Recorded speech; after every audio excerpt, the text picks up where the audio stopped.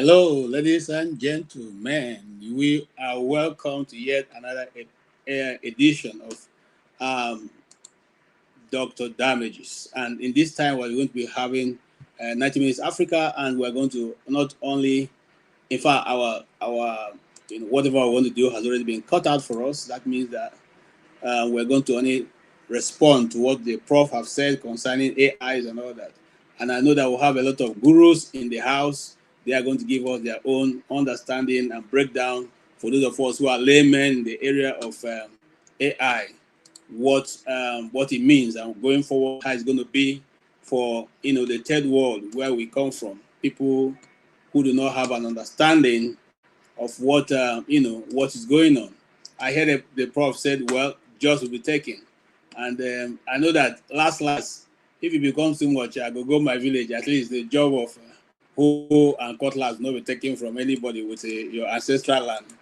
So, but on a more serious note, that is the situation where Africa finds itself right now, and that is where we are struggling. I heard one of the panelists say that everything that's been designed was designed for us. I want to tell you a story. If you are a good student of the Bible, you find out that after 400 years of slavery in Egypt, and the Lord took the children of Egypt the children of Israel out of Egypt, and when they got to the desert, the desert, God had to start teaching them afresh how to be human beings again, because they lost every sense of being a human being, to the point that they had to tell them, if you want to defecate, don't defecate in the camp. Go outside of the camp, dig a hole on the ground, and defecate inside and cover it. You need to teach them afresh how to know how to respect your neighbor, how to respect your neighbor's wife, how to respect, how to deal with each other, how not to covet your neighbor's goods, how not to do this or do that. It's all there in the Bible. So you find out that as it is right now, we, in quotes, have been stripped of everything. Even our humanity have been stripped of us. And that's why people can tell you they feel so numb to what is going on in our country, and they find they always want to explain it away. What is going on, they explain it away. So what am I saying? I'm simply saying that when that happened to the children of Israel, they had to learn afresh. I think it's time for us to learn afresh. It's time for us to go back and begin to learn. Let us also not forget that those inventions and creations outside there were also done by people from our side. If you know, I'll give just one quick example. I don't know, but I didn't do any research in that. That could be wrong, that could be right. But the latest form of Land Rover, I was told, was designed by a Nigerian, because the Queen didn't want to alter the shape of the Land Rover. And so they had to find a way to continuously to maintain it while they bring it into modern cars. And that design, of course, came from somebody from our side of the country. If you also remember the Pando machine and many other inventions, I don't want even right now to speak. There is a drone company in Abuja by two Igbo guys, very mighty drone company. In a nation where people are not being driven by their personal idiosyncrasies, those people will have been encouraged, their production will have been enhanced, and before you know it, even for the Nigerian army, they can produce, because those drones they are producing, from the documentary I saw, is something out of this world. These are people who we have in our neighborhood. These professors are there. The guy who spoke to us, who said he cannot manufacture, if the government called 5 of them together and said, okay, this is what we want, that's how those other companies develop. They gave their people targets and say, do this, do that. The first, I give an example of when, for those of us who are Igbos, you never see any Igbo man tell you that his son or his daughter fell in business, because they know that you are going to fail the first time. They know you are going to probably fail the second time. And they know that by the third time, you start getting a handle. So when your father gives you money to start business, it will be most of the time he is not going to expect you to come back and say, I have done this. But if you do that, great. If not, most times your business will have some, So let's learn to trust our people with the government money instead of stealing it to go and buy houses abroad, to do what we need to do in our nation. And with that, I welcome Ovie into the studio, and he's going to give us his, what he learned and what he saw. Yeah, thank you. Welcome back to the studio. I am glad you came so early so you can talk all your talk, so that you know how to talk about people. I never started the talk. No, so go ahead now. Talk all your talk. Okay. I think I disagree with Dr. Ndameji. Now, the engineer, the man, thank God Dr. Ndameji is an engineer, right? They actually get the point I'm trying to make, right? It's not necessarily directly to them, but at this point, KJ, we will not be children again, we'll be adults. We should be ashamed of ourselves saying, oh, Akpabio, they do this.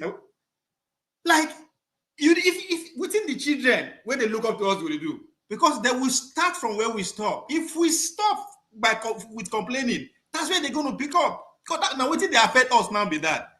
So, we are not qualified to complain again. Our job now is to organize.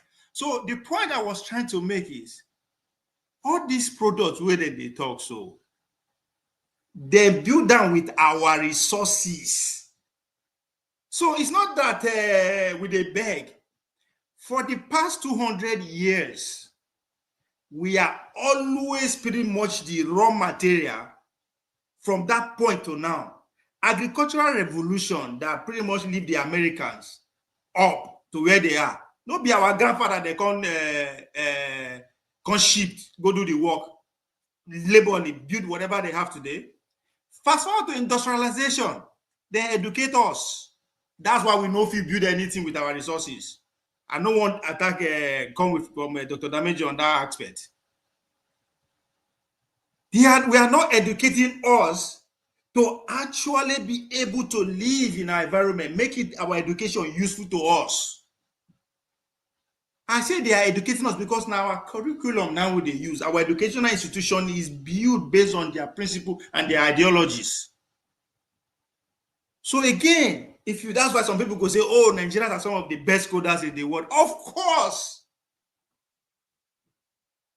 Now, so that they talk before that, because there are people where they ship for West Africa are the most strongest for feed. You are giving your best to order. If you say the enforcement at that time, what about now? Now that education has been democratized, the institution of learning has been democratized, you don't need to say you won't go this school again to learn. That's why I keep saying that in an age of information, illiteracy is not an excuse. So we sit there here, they debate on waiting they use our resources build. To see, like, that's what I don't understand. I am not, those things they don't build down with our resources. So fast forward to the information world, the green revolution, is still our resources. Like, waiting they do us. We say, we should not like beer. Where are they going? Oh, we don't do it before, we don't beer before. Don't do it before now something. So that's the more, if we don't do it before, then what is our excuse? That means we don't lack experience. And it's a fact that we have done it before. The Benin Kingdom was one of the most civilized kingdoms in the 19th centuries, in every standard. And it's still there, their invention. As up to today, nobody can replicate them. Even at the TIFAM go study them for hundreds of years, still they cannot replicate it. So yes, we have the experience. But what went wrong? Yes, we were conquered. They force us, they kill us, we succumb. Yes, but now we are aware that's what happened. So the question, what is the excuse? So to even see adults like us, they come say, oh, I probably will do like this. I'm like, aren't we ashamed of ourselves? Those people are not, they are not special. Now we produce them. They are a product of us, we Nigerians. If to say, especially those of us in diaspora, we are cowards. We failed. That's why we ran. We are not the best. The best are the brave ones stay and believe that this land will offer for us to develop it. And again, with this current generation, we are selfish. Very selfish. We cannot see beyond our nose. If you say Trump won't come bomb you because of his generation, they are looking at the next 80 years. They are not going to be alive. So why would they argue about AI? Yeah, but Ovie, let me cut you in. I still have a question for you. So the question now be, why is it that we don't think of the next generation? Why do we always limit it to ourselves? What we can eat, what we can drive, what we can wear, how to oppress our neighbor. You see, that's why there's a generator in Nigeria called "I pass my neighbor." So that's the mindset that we have. Why? Why do we have that mindset? Because we are preoccupied on working hard to see how we will take sit down for inside driverless car from Lagos to Nnewi. Because we what we go do now. That's the definition I'm talking about. We dey think now. Yeah. You take what? We think now. We don't think about come. This thing where then they use produce this AI, so we get her. Yes, we might not be able to figure out now based on the economic situation and whatever, but it should not be it should be unforgivable if we cannot fight so that those that are coming, we make sure they are free. Because what did the Chinese do? The Chinese just say, come, you won't go invest in my people. First of all, the Chinese open up their people anyway, because it was a closed society before. So they import the local government plan. They knew where they were going. They had a good plan. Their ingenuity. That's what the Nigerian leaders need to do. That's a different case. But what they do is that if you are coming to take out whatever we have, even our knowledge, it has to be 51-49. Anybody can quote me wrong. They know they do 50-50. So you cannot do anyhow while you are there. You have more to lose. And the people too cannot do anyhow because the population is at stake. So what we are doing now, yes, we cannot invent wheel, but what deals are we making before we go leave them, go with the resources, go turn on to the next stage? Because that's what we are. So thank we you. make a deal that enslave us. I will come back to you with that. And that deal that we are making is if you look at Dangote refinery that don't have crude to do, you have to import crude from America. Can you say that's part of the deal we're making for the next generation? How does that benefit the people of Nigeria? Dangote is not thinking about Nigeria, he's thinking about Dangote's family. Yes, that's what I'm saying. No, I'm not talking about Dangote itself, but I'm talking about the fact that he's situated, though they with this economy, you say location and localization. So you locate your company where the raw material is closest to it. Now he has located his company where there's raw material, but yet he still has to go out to import raw material to run his business. In other words, the raw material on ground, even though he's able to feed him, he's feeding other people. So what my question is that the way we really think? Because that I'm getting this example from what you said so far. We don't plan with our people in mind, we plan with other people, and then because it's so boiled down to the engineering part of the engineer in the house of the Dangote refinery. Who are the engineers that actually built it? Then the material that was used to build it, where is it coming from? Because those ones will call their deal. That's why I talk the most available public data out there. Currently they build a lithium mining plant in Kaduna, right? The company who are building it, the Chinese company where they build that. You know the agreement where they signed with our leader, that 70 to 80% of the raw material as they extract them, make it they go straight to Beijing. So just like now, because what I don't understand about please, Ovie, before I leave you, hold on, Ovie, hold that your thought. Before I leave you, I want to ask you something that has been in my mind, and this is what I believe. Between the Chinese and Americans, who are better? Who is better? No, it's not. I mean, you not go say who are better now. They are all portioning the different things because their interests differ. You understand? Their interests differ. So if you want to grade them now, we have to actually put things on table. So you say on this side, which one? Because the interest of America is to contain China, right? The interest of China is to grow stronger. So you see why the interest is different. Yeah, because America will not make that kind of deal to say 70% should go to them. I know they're not that fair, but they will not say 70% will go to you. I don't think so. And you see why I say that, because majority of the Americans who have gone outside of America to do, deals are not correct, like the Siemens deal. You find out that when they come back to America, they were prosecuted for that, for the bribery and all the nonsense they did. But it doesn't Yeah, happen but in you don't. You know, because say I most have of gone, these deals. I've seen Chinese Yeah, people mining solid minerals in Zamfara without even the see, government knowing. you know go. I will say now you go say we where they call that kind of deal. Who are these people? Most of these deals don't come stand alone. What do I mean? It comes with other development. That they build us railway, then they build a seaport, all those things. Most of these our leaders who are in position to call this deal, they also factor in their greed and their personal interest into it. Because again, everybody talk about Obasanjo and communication. When they first bring MTN and Airtel come Nigeria, how many people fit buy am? And the rumor then was the deal was the way National Assembly guys they handled them was very, very unfair. They asked for too much.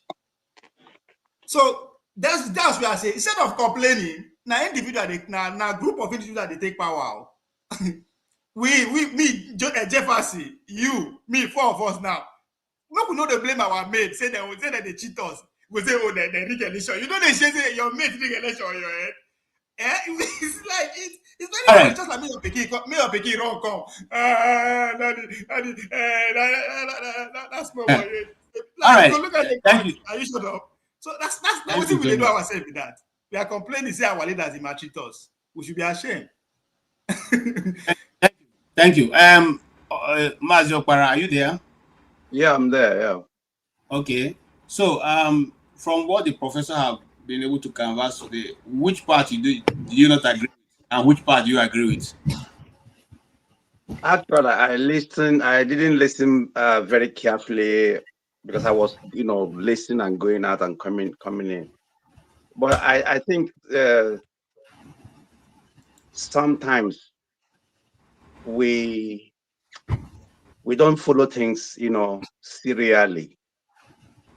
We jump from here to here. We start from 10, coming down to 1, or sometimes in the middle, going up. If you're talking about AI, where are the infrastructures? Where? How do you start AI without any infrastructure on the ground? First and foremost, where is the electricity? Where is the power? Where is the power to do all these things? I mean, because before you talk about any development, any industrialization of a country, you must have at least 80%, or let's say 70% capacity energy that are propel the industries and the factories. Where is the energy? For example, he was talking, and you see, okay, even I give him a plot. At least his internet was stable. There was nothing like the power didn't go out. Like there are times Dr. Sam Amadi was talking.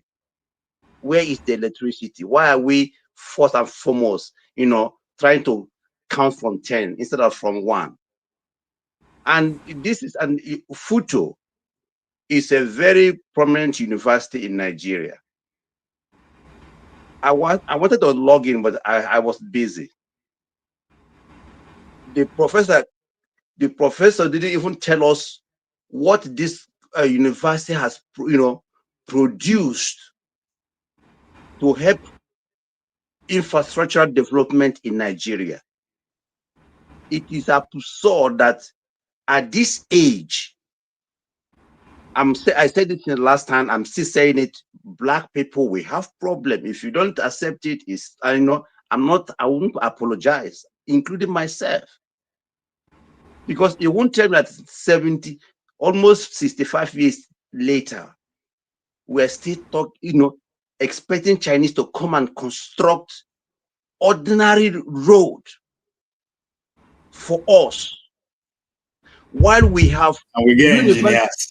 While we have University of Technology. How many of them in Nigeria? How many of them? Many of them. Federal University of Technology everywhere.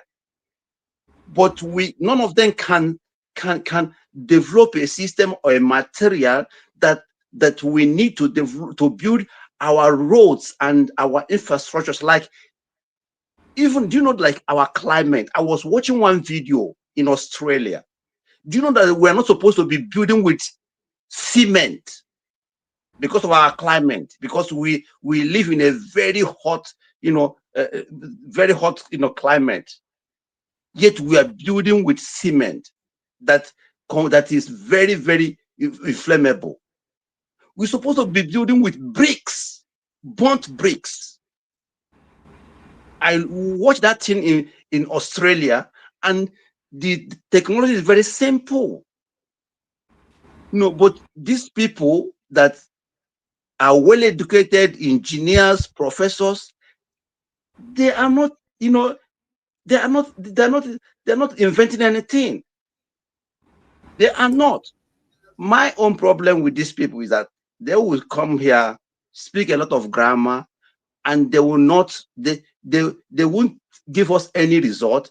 They can only, progress when they move out of Nigeria, and depend on somebody's patent, and move on, and he will tell you, we are so educated, we're the most intelligent people. Go to America, you see us doing well. But somebody that studied the same thing sat down and made that thing, make it, modernize it so that it helped more, humanity. Why are we still, in fact, why is Chinese company or companies building our infrastructure? Why? Something is wrong somewhere. Something is wrong somewhere. Artificial intelligence, you cannot get it without electricity and infrastructure. Where is the infrastructure? Nothing. Nothing. If you go to this university, if you go to Nigerian universities, you know that we have not started anything. We have not started at all. If you go to university, if you go to the environment, if you go see their laboratories, see their faculties, you know that we have not started. Anybody who is coming and telling you, I'm a professor of this, professor of that in Nigeria, we have not started. That is not university.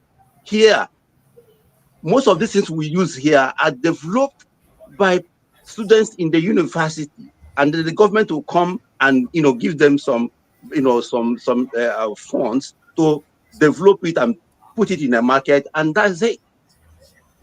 Our universities are not doing the same. Nothing.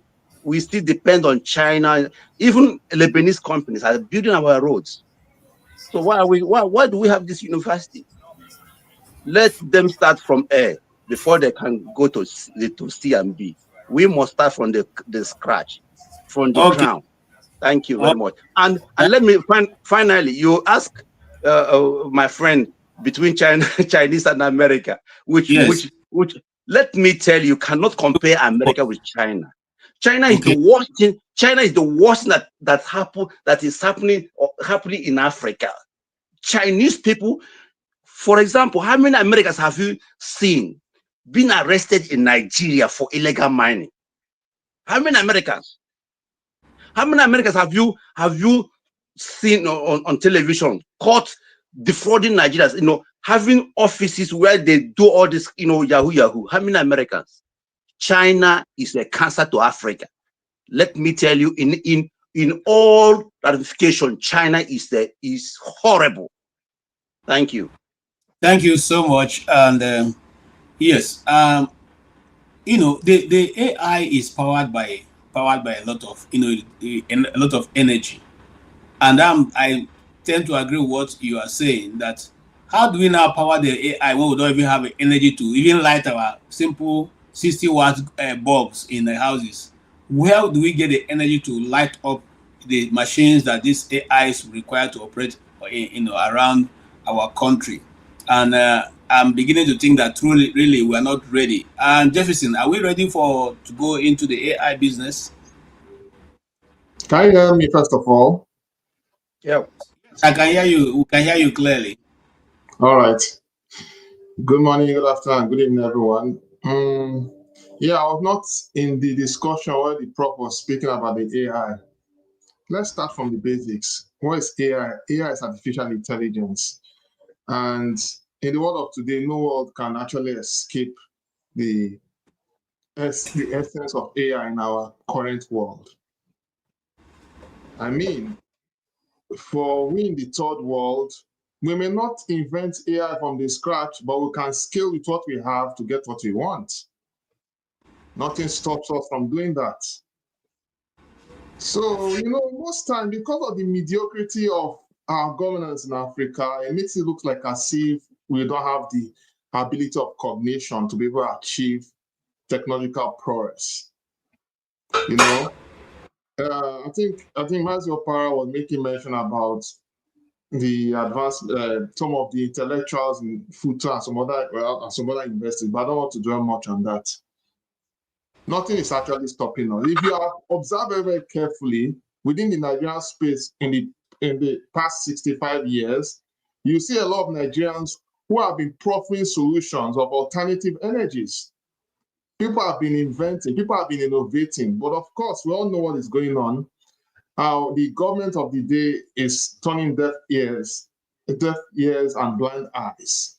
Maybe now they are beginning to look into it, but the pace at which we are going is not good enough.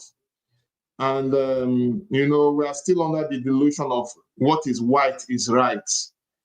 So we are facing a lot of pressures from all ramifications.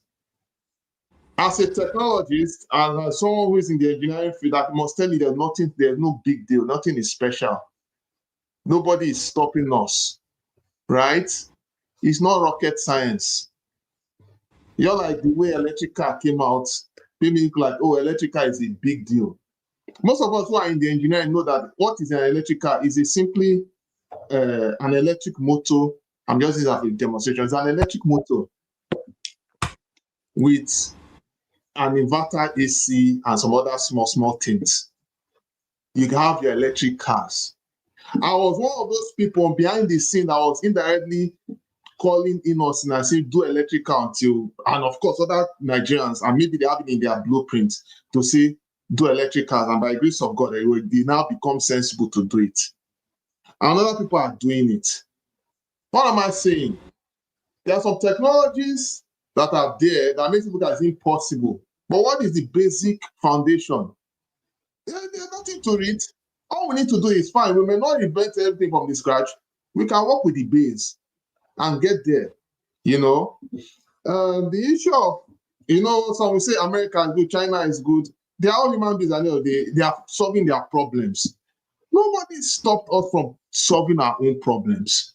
So the big question is, why is it that, I don't know, why is it that we spend so much energy on frivolities, like in terms of being, how will I put it now, when it comes to the media sensations of social media frenzy, in terms of what is happening, in terms of, if you know what I mean, in the political sphere, in the Big Brother Africa sphere, and all that. We are very, very good in that one. We carry we are experts in that. But when it comes to technology powers and supporting innovation, we are lacking. We are lagging behind. Don't get me wrong, Nigerians. Sorry, someone said something. So okay, then I ignore that. So Nigerians are still working behind the scene, right?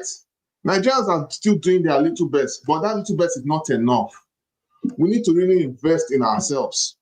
Whether anybody has any agenda in the next 100 or 200 years, I mean, the people that make all these decisions, they will all die off one day. So people will plan today, but nobody knows what will happen tomorrow. After all, don't forget that civilization will come and go. The bottom line is that AI is not out of our reach. It is all over the place. It is all over the place. It's software. That's just what it is, to make the work much easier. Once you're able to understand that, we can adopt it to achieve what we need to do to solve our everyday lives. You know, that is just what it, that's why I see it. And we should not forget that, you know, for the fact that things are not, how do I put it, a lot of things seem gloomy, doesn't mean it cannot, that we don't have what it takes to look. Yesterday, I was in the last session, I think with forefathers and co, you know, people are saying, oh, why can't we, for us to have our artillery and all of that, why do we need to be importing arms or waiting for someone to save us? We all know the fundamental problem now. In Ajakuta Steel, they were able to make an AK-47. This was my discovery this far back, is it 2017? But it was just years ago. And so many other things. People can do that. But of course, when there is nobody to push, how do you think that will happen? You know, I mean, if we can call ourselves to order, we can be able to do things for ourselves. So, I mean, there's nothing to read. There's nothing special about the technology. That's my own opinion. Okay, thank you.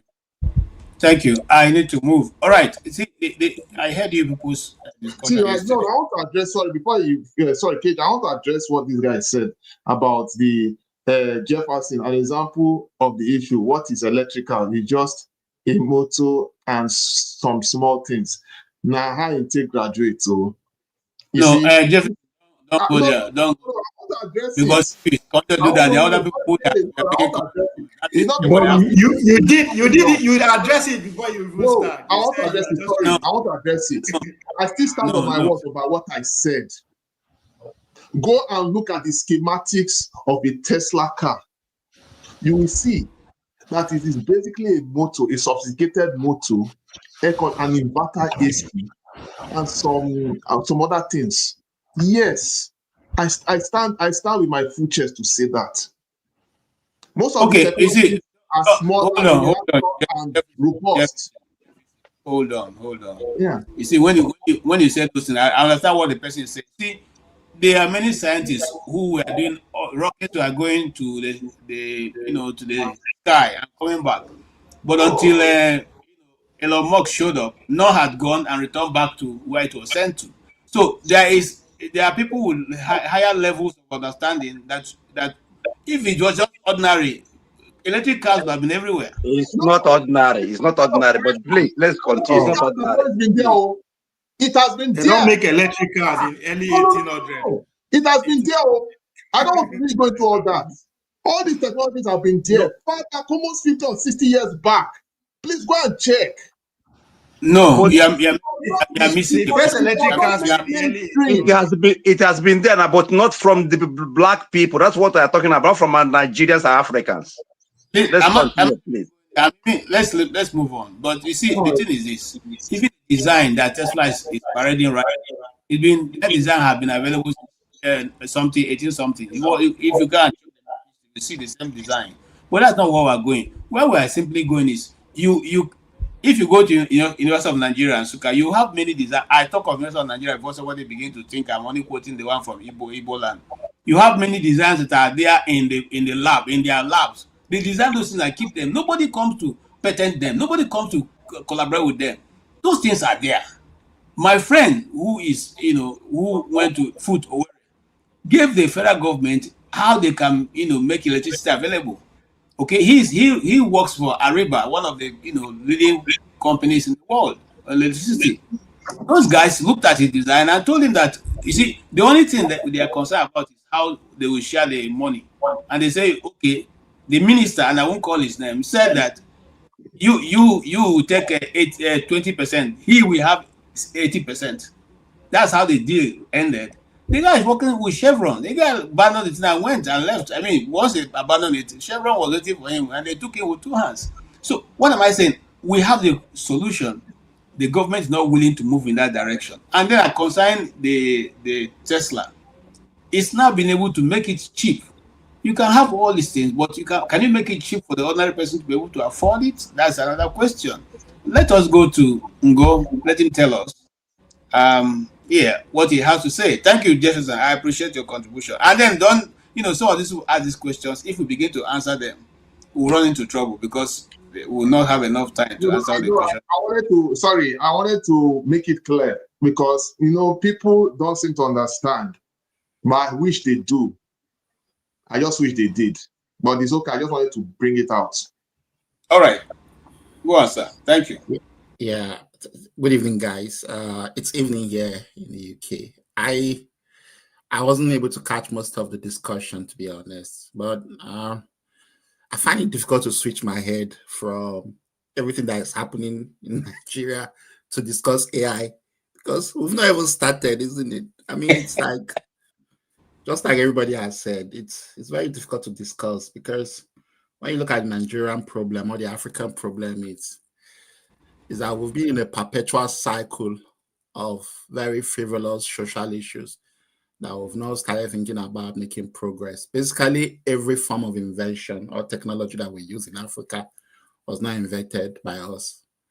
And while the rest of the world are in fourth revolution, which is the AI, we are still stuck in third industrial. We've not even industrialized with regards to the third industrial revolution. So what's the point? What are we talking about? Anyway, how do we adapt AI? Of course, there's an opportunity for us to leapfrog and just join the rest of the world, but it's going to take a lot of effort, both political and some ingenuity from everybody. When you think about it, like everybody has said, you need a lot of energy. You need a lot of wide energy to store the database, and then you need a lot of coverage across the whole country. I'm not sure that we've got up to 50% coverage of internet across Nigeria. And when it comes to energy, we've not even started. So I don't know where we go from here in terms of that. I think it's quite heartbreaking when you look at the Nigerian problem. The fact that there are still some basic things that we're still depending on people to do. Can you imagine? We want to construct road. We're asking Egypt to come and help us construct road. Egypt, Arab contractors. It's very, very, very annoying. And we're talking about matches. I say matches, a lot of things, basic technology that we cannot do. I think our biggest problem is manifold. Of course, politically, we've got lots of issues. That's where our main issues are. But when you talk about even the foresight on how to break that chain of poverty, of underdevelopment, of making that step to join the rest of the world, the backbone of every country is education.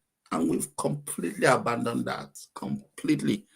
We have not even started. Like, look at, when you just focus on the north, just put your searchlight on the north. Nobody's going to school over there. I mean, I'm not saying that people are not going to school, but when you consider the population being enrolled and the quality of education, even in down south that we have, is still poor. Yeah. So I don't know what we're doing. There's a lot to do, and we've not even started. There's a lot of internal struggle. So until we resolve those issues and start working hand in hand, I think we've got a long way to go. And the other discussion about who is exploiting Africa, I think people need to go back to history and study history very well. I'm not sure America has exploited any African country in terms of resources, as far as I can remember. Just pick any African country. When you talk about this, Nigeria. Nigeria. How? What? They've been helping us. Let me just land below. I think you can chip in and correct you ask me. question, answer. That's why I respond. When you look at the Sahel region, it's France. When you look at Nigeria, Ghana, and all those other countries, it's England. When you go to South Africa, it's the Dutch and the UK. When you go to Botswana, it's the UK. When you go to all those African countries that have been exploited, America has not really exploited us. So I don't know where this hatred for America has come from. I don't mind the constructions. I mean, the things that China is bringing in terms of infrastructure. But when you look at the cost of it, and we are bearing the cost already, when you see the fact that these guys are engaging in a lot of atrocities on our land without any consequence, and then we don't even know the detail of the agreement that our government is going into with China, all the money they are borrowing, all the construction, everything is just shrouded in misery. And when these old men all die and go, that's when we begin to know the weight of all the bad deals that they are laying upon us to come and resolve. So I think we've got a lot of issues. I don't feel comfortable talking about technology and AI because my head cannot switch to talk about those things. But we've not started. I'm telling you, none of our universities is of any quality. Somebody should challenge me. Zero. When I came to UK here, I started when I started my PhD, and I was doing some work on artificial intelligence, brain mapping, and use of AI to help in making some diagnosis of brain injury. I was shocked. It's like I had to drag myself back and say, okay, dude, look, you don't know anything. Just come back, start again. There's a lot of basic things that I don't even know about. Zero, and just pure zero. So our education is very poor, and nobody seems to care. I don't know what we're going to do from this point. I just hope that by some magic wand, we're able to resolve our problems. It's zero. Okay. Thank you so much. Very depressive. I'm very, very sorry. Thank you so much. I understand how you're feeling, but it's okay. Sorry, I understand. Sorry, I wanted to address something. You are a Nigerian, so we understand. Please, Meg, I know that you said that our education system is bad. Point of correction. Yeah. You say what? If it's theoretically, it is moderately okay. What did you say? What's moderately okay? I didn't hear you. Jefferson, hold on. I want please. So what did Jefferson say? I said no. Don't answer. No, Jefferson, don't answer. I want us to just control ourselves. Go ahead, Femi. You're muted. Are you talking to me? Yes, go ahead. Oh, okay. I'll start. One of our experts here, so give us the reason why you're not able to establish this thing in Nigeria. I won't say necessarily so, sir. Like I want to edit something that the last speaker said, right? I think to an extent we can be very harsh on ourselves, even as Nigerians. Mm-hmm. The reason why I say so is that for those of us that went to school, at least in America, and I know about the UK to an extent too, the educational system there and in France, you would agree with me, those of us in America, that a lot of the reasons behind why America is the way it is, in fact, most of the reason why America is at the level it is today in terms of even technology is foreigners, largely from the Chinese to Nigerians or what have you. That's an undeniable fact. And a lot of these guys started from the same Nigerian educational system that we're talking about. Exactly, the theoretical educational system. Exactly. The theoretical educational system that they even marvel, even most of the Igbo people in America, yes, they marvel about our theoretical knowledge. So if yes, theoretical knowledge, we are very, yes, very good. Okay. Please, Jefferson, if you allow him to speak. I don't want us to go there because Okpabilo here, he can speak for now till next year. He can't stop. He has enough ideas. So let us just allow people to make their when we come back to you, you can tell us what you want to say. Thank you. Femi, go ahead. So I said I was going to edit it, not because I totally disagree with him. I just think sometimes we're unfair, including myself, on our system, because whether one likes it or not, it is within that same system. And that this 22-year-old guy, I can't remember his name now. I'm not at home right now. I had his name down. I was going to bring him into the picture. It was in 2021-22. that this boy from Delta State, barely 21, 22, caught the attention of a Finnish drone company. I don't even think the guy has barely enough education. And they came to pick him. It's not the first time it's happening. I have a very, very close friend who works with Goldman and Sachs. He told me, because he hardly grew up in Nigeria. So he told me about a boy, very young boy again, probably hardly any education, because sometimes I think education can be overrated. The guy, Goldman Sachs went all the way to Nigeria, somewhere in Abia or Anambra. I'll need him to refresh my memory. He said they went to pick the guy. The guy taught himself Python, Minini, and he's doing well. I doubt if he even finished from high school. Now, I say this to say that this my other brother, sorry, I can't see your name, so as I'm talking right now, what this my other brother said about electric cars. Honestly, if anybody knows about the history of vehicles, the first cars that were made were actually electric. I don't know if anybody's aware. So it's not like it's a new thing. And it's only that things have been built up on top of what already existed, just like most technologies that are in place. And even this AI, I kept telling people that, look, this is no big deal. It is not. What it's mostly is something already that's been, things that already exist. Again, it's been built on things that already existed. Now, to say that we cannot walk and chew gum at the same time would be disingenuous. And I say this because as much as electricity and our religious and ethnic meanderings and political misadventures have continued to hinder us, let's not forget, because this is I just try to put thoughts together, even on things that I think are not working in Nigeria and Africa, that there are still people in that country.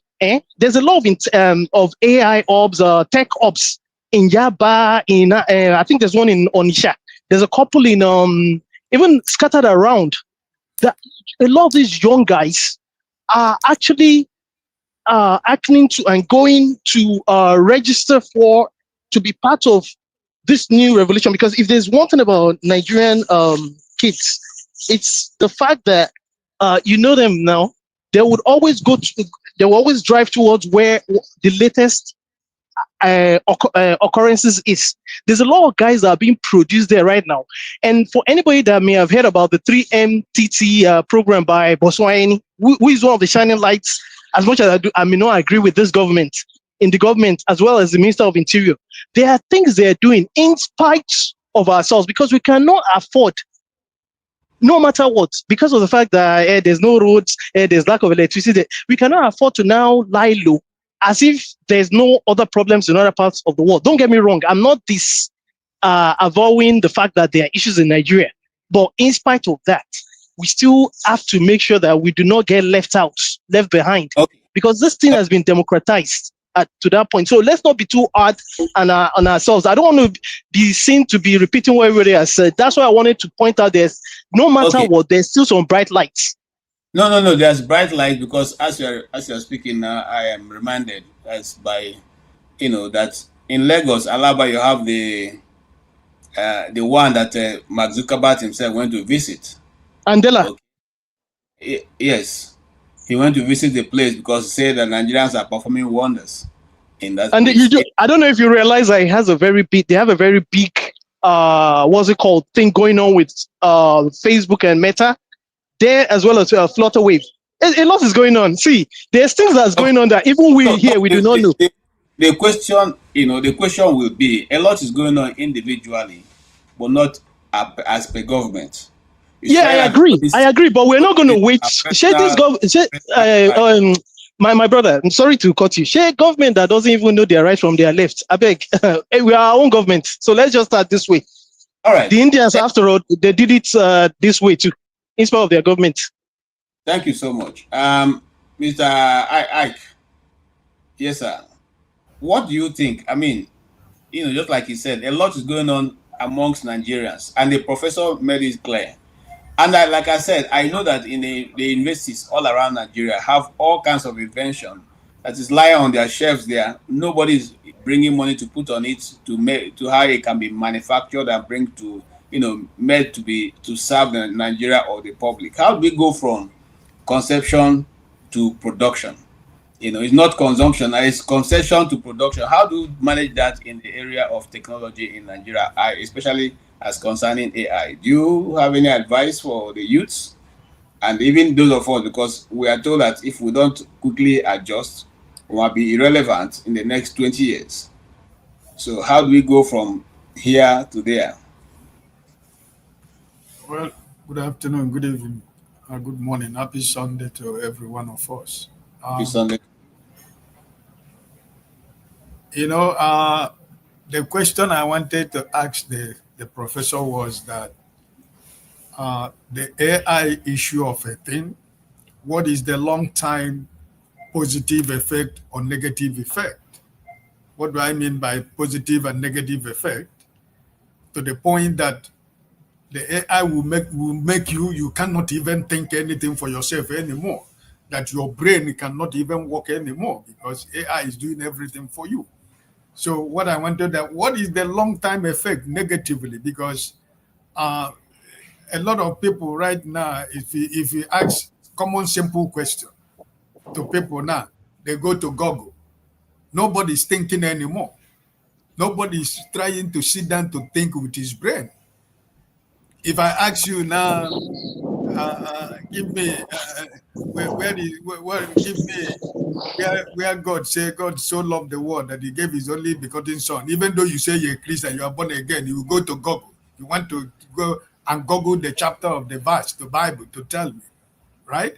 So it has become a situation whereby I think it's good. But also I think he's creating a kind of laxity to people to think with your head.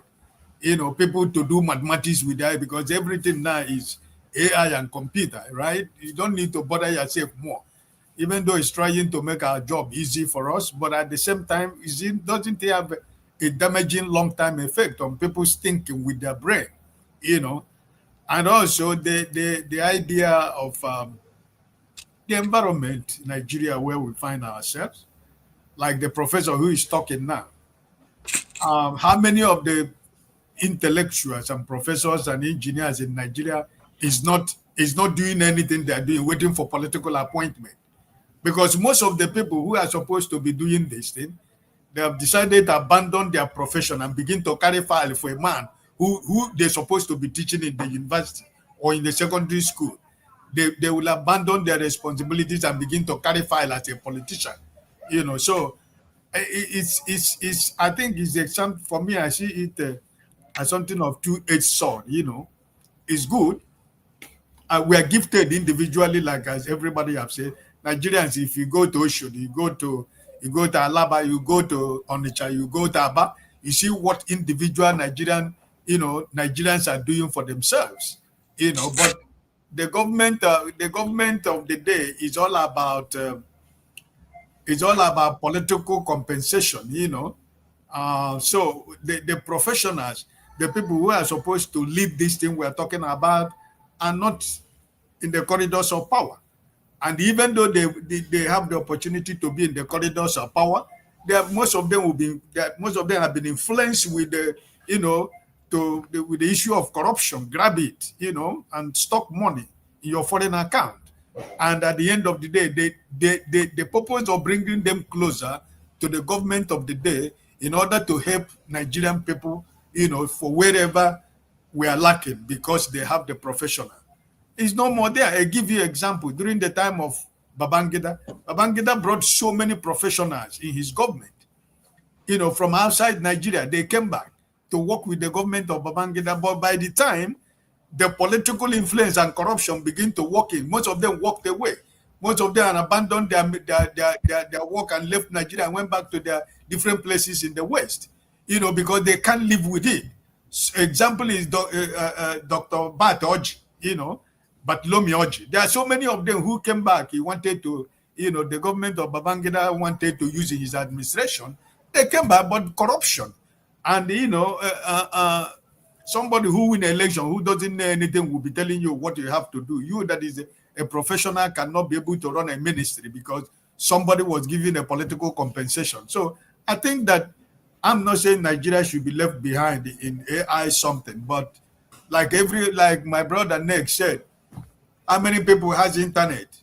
How many people has light, Wi-Fi?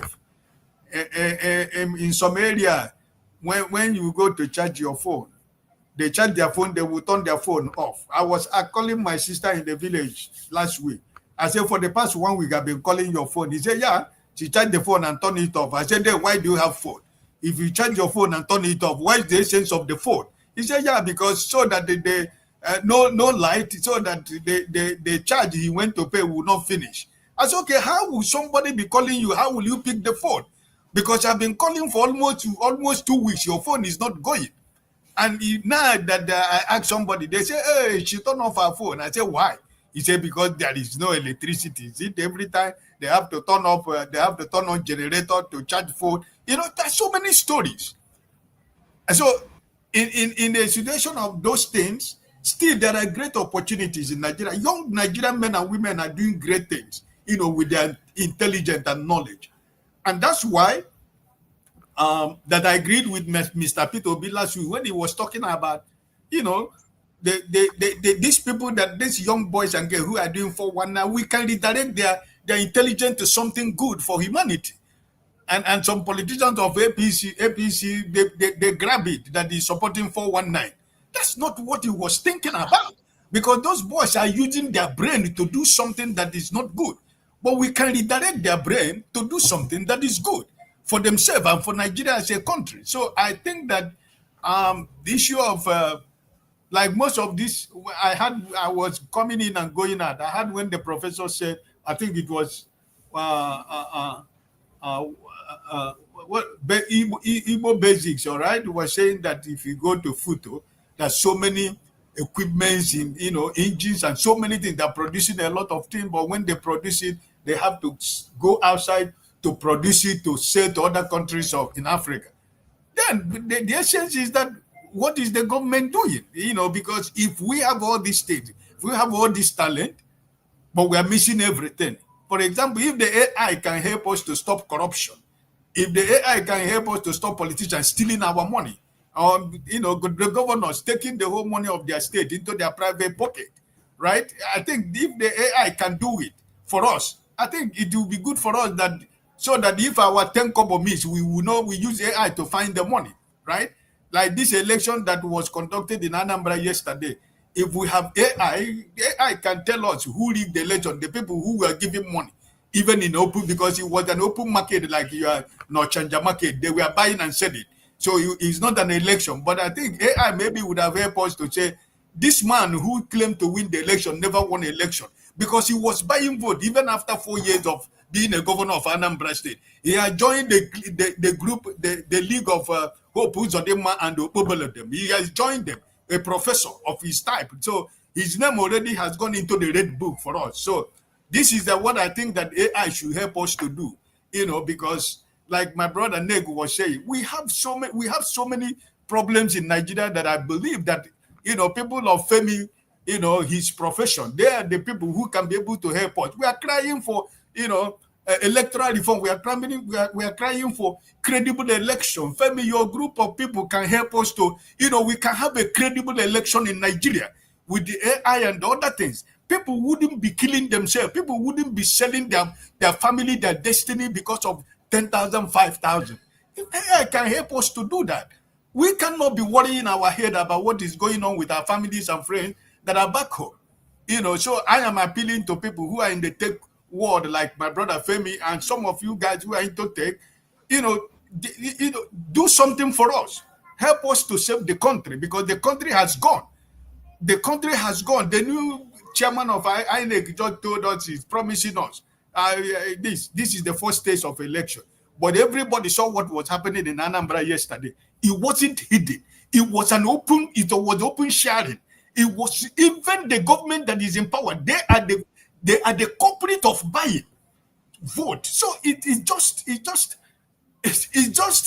I don't know, you know, it just irritated. So that's why I'm just looking at certain decent and honest Nigerians who really want to serve their fatherland. I'm just looking at on which environment are they going to be able to do what is right in that country called Nigeria, right? So, Femi, please, you guys should help us. I want AI because I don't want Nigeria to be left behind. But also at the same time, I just believe that the young boys and girls who are in Nigeria in all this market we are talking about, they do wonderful things. They create wonderful things for themselves. But there is no encouragement from the government. Nobody is assisting them. Nobody is helping them. The banks in Nigeria are using their money to play politics and you gamble. Why you have young Nigerians that they can sponsor to be able to do something for the benefit of everybody that is in Nigeria? But no, they are using their money to play gamble and use it to give politicians to transact politics. So we have a problem.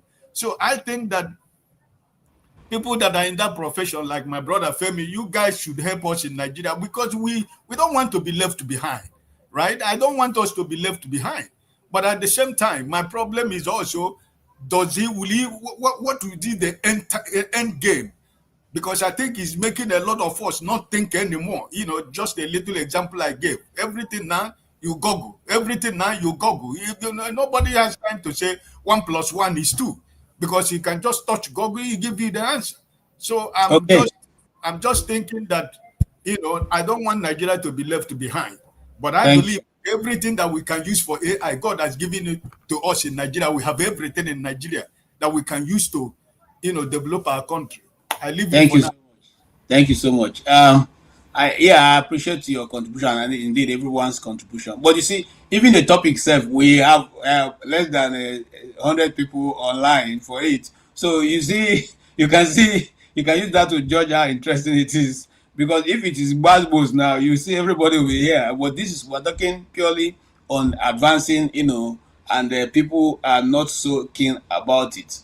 People are more keen about discussing the current situation of politics in the land and what is happening, and which I don't take away that the topic is quite, what's going on right now in Nigeria is it's unfortunate because that is at the center of the third world war that is going on. Yes, I agree with you. KJ, please, can I just say something in response because I'm going to go off so I can drive off? Please, I beg. Say it. Say what you want to say. Okay, so just in response and just to also add to what I mentioned earlier, there's a lot of education on top of the education that needs to be that needs to be inculcated into educators themselves, right? Now, again, even when you look at in the annals of human history, there was a time it was kites, then you had abacus, which was meant to enhance humanity. There was a time the way we started fires was different prior to when you got matches, and then we got down to gas cookers and electric cookers and what have you. Arabia, the Persian region, is where a lot of the things that gave rise to the foundations of advancements in mathematics and medicine, as an example, started from. A lot of things that gave rise to the knowledge economy that we're all enjoying today started originally from Africa. Even philosophy, a lot of the philosophies that have been ascribed to Socrates and Aristotle and co. A lot of them were things that were stolen from probably Alexandria and Egypt and somewhere probably in the Sahel or West Africa or South Africa. Now, why am I going this route? My elder uncle but if here. I'm on Niger Watch, it's just clear. What is the problem? Eh? You are the problem because we can hear you. We can hear you now, Sam. What are you saying? The problem. my uncle said something here. He just said something here, and that's why I said I every time I have the opportunity, I'm always glad that as bad as the Tinubu government might be, there's still at least one or two people, one of whom I keep celebrating personally, the Minister for Digital Economy, because I like the kind of things he's doing when it comes to the youth. Because yes, let's just agree that a lot of us forget about us right now. So I don't want to insert myself into this, but they're saying things a group of people in Nigeria that even residents abroad are doing, including the previously mentioned Silas Adekunle, there's something he's particularly doing. I don't know how much of Nigerian technology space that you follow. I think it's called Ariyo or something like that. It's because I remember the other time we had this conversation, I think it was forefathers, and I told someone that thought he knew, but he did not know, that he actually built a large language model from the onset. Again, a lot of these things are big Oyibo. These things are no big deal. In fact, I am advocating, I like the fact that they're starting with that language model, because the whole idea is to translate as many Nigerian languages into the likes of what you have as ChatGPT. I think the next step, which is part of what I have written down to see who I can collaborate with, and it's not just me, there's a lot of people in Nigeria. They're young Nigerians doing things. So just because we may not know, doesn't mean that things are not happening now. I agree.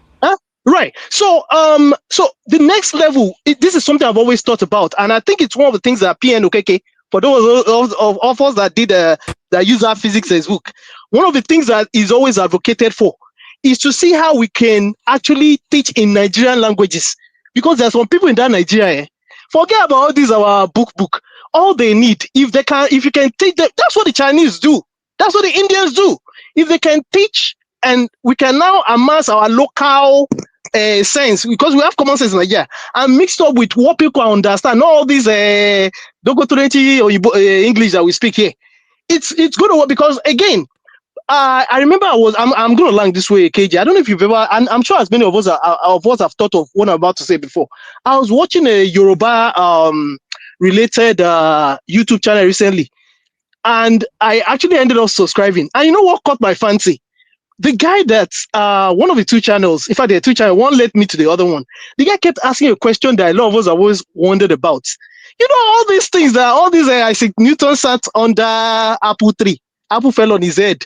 And that's how he thought about gravity, and Albert Einstein, he had a dream and all that. Have you not thought about the fact that all these things have now witchcraft? We just had ours, but we just never inculcated it to form the foundation of what would have become our own technology.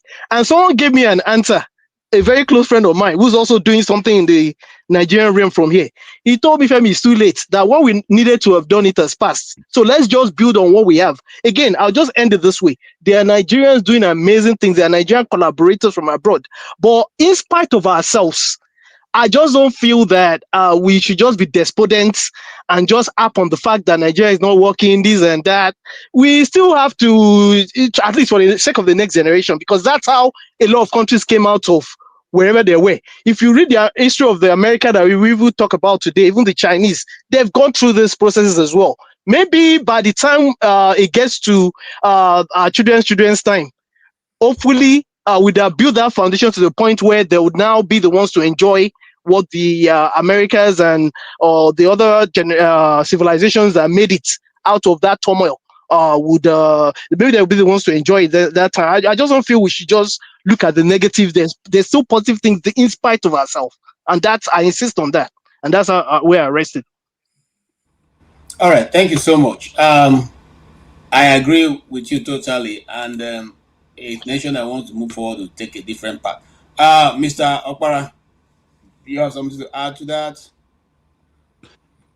Yeah, actually, Femi has spoken well, but you know, I still maintain my stand that we have to start from the basic. We have to start from all, because Femi mentioned where philosophy, where mathematics started.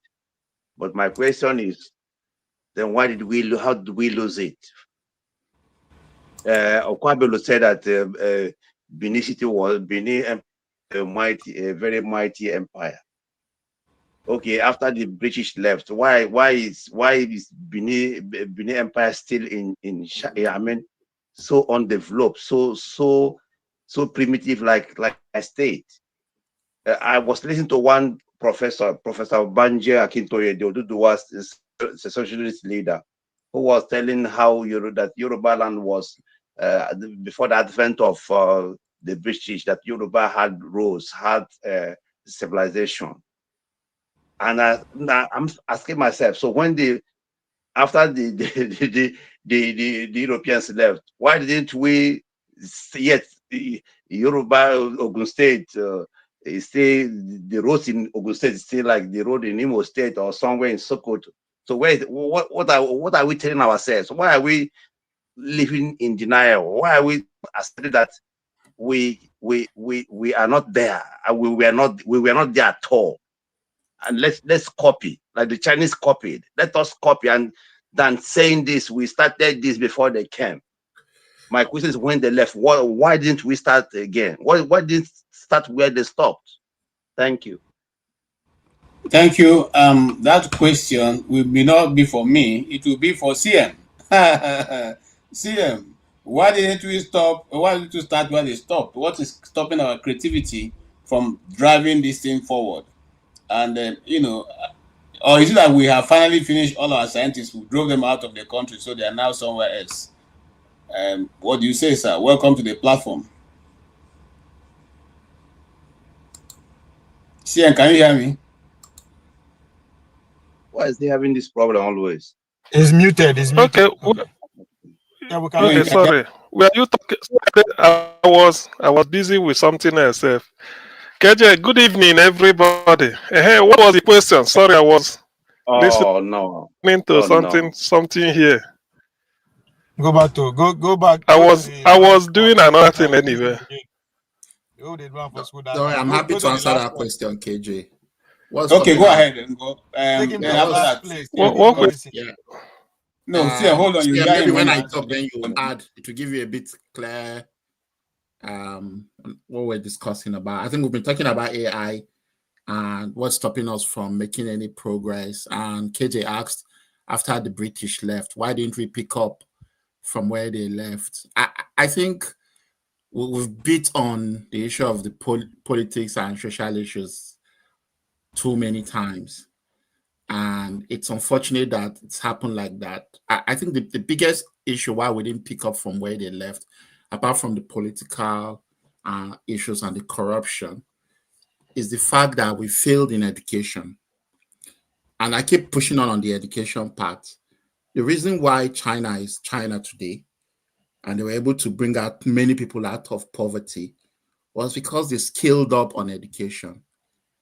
The advantage of having population, apart from the ability to scale up, is that it increases your probability of creativity and innovation.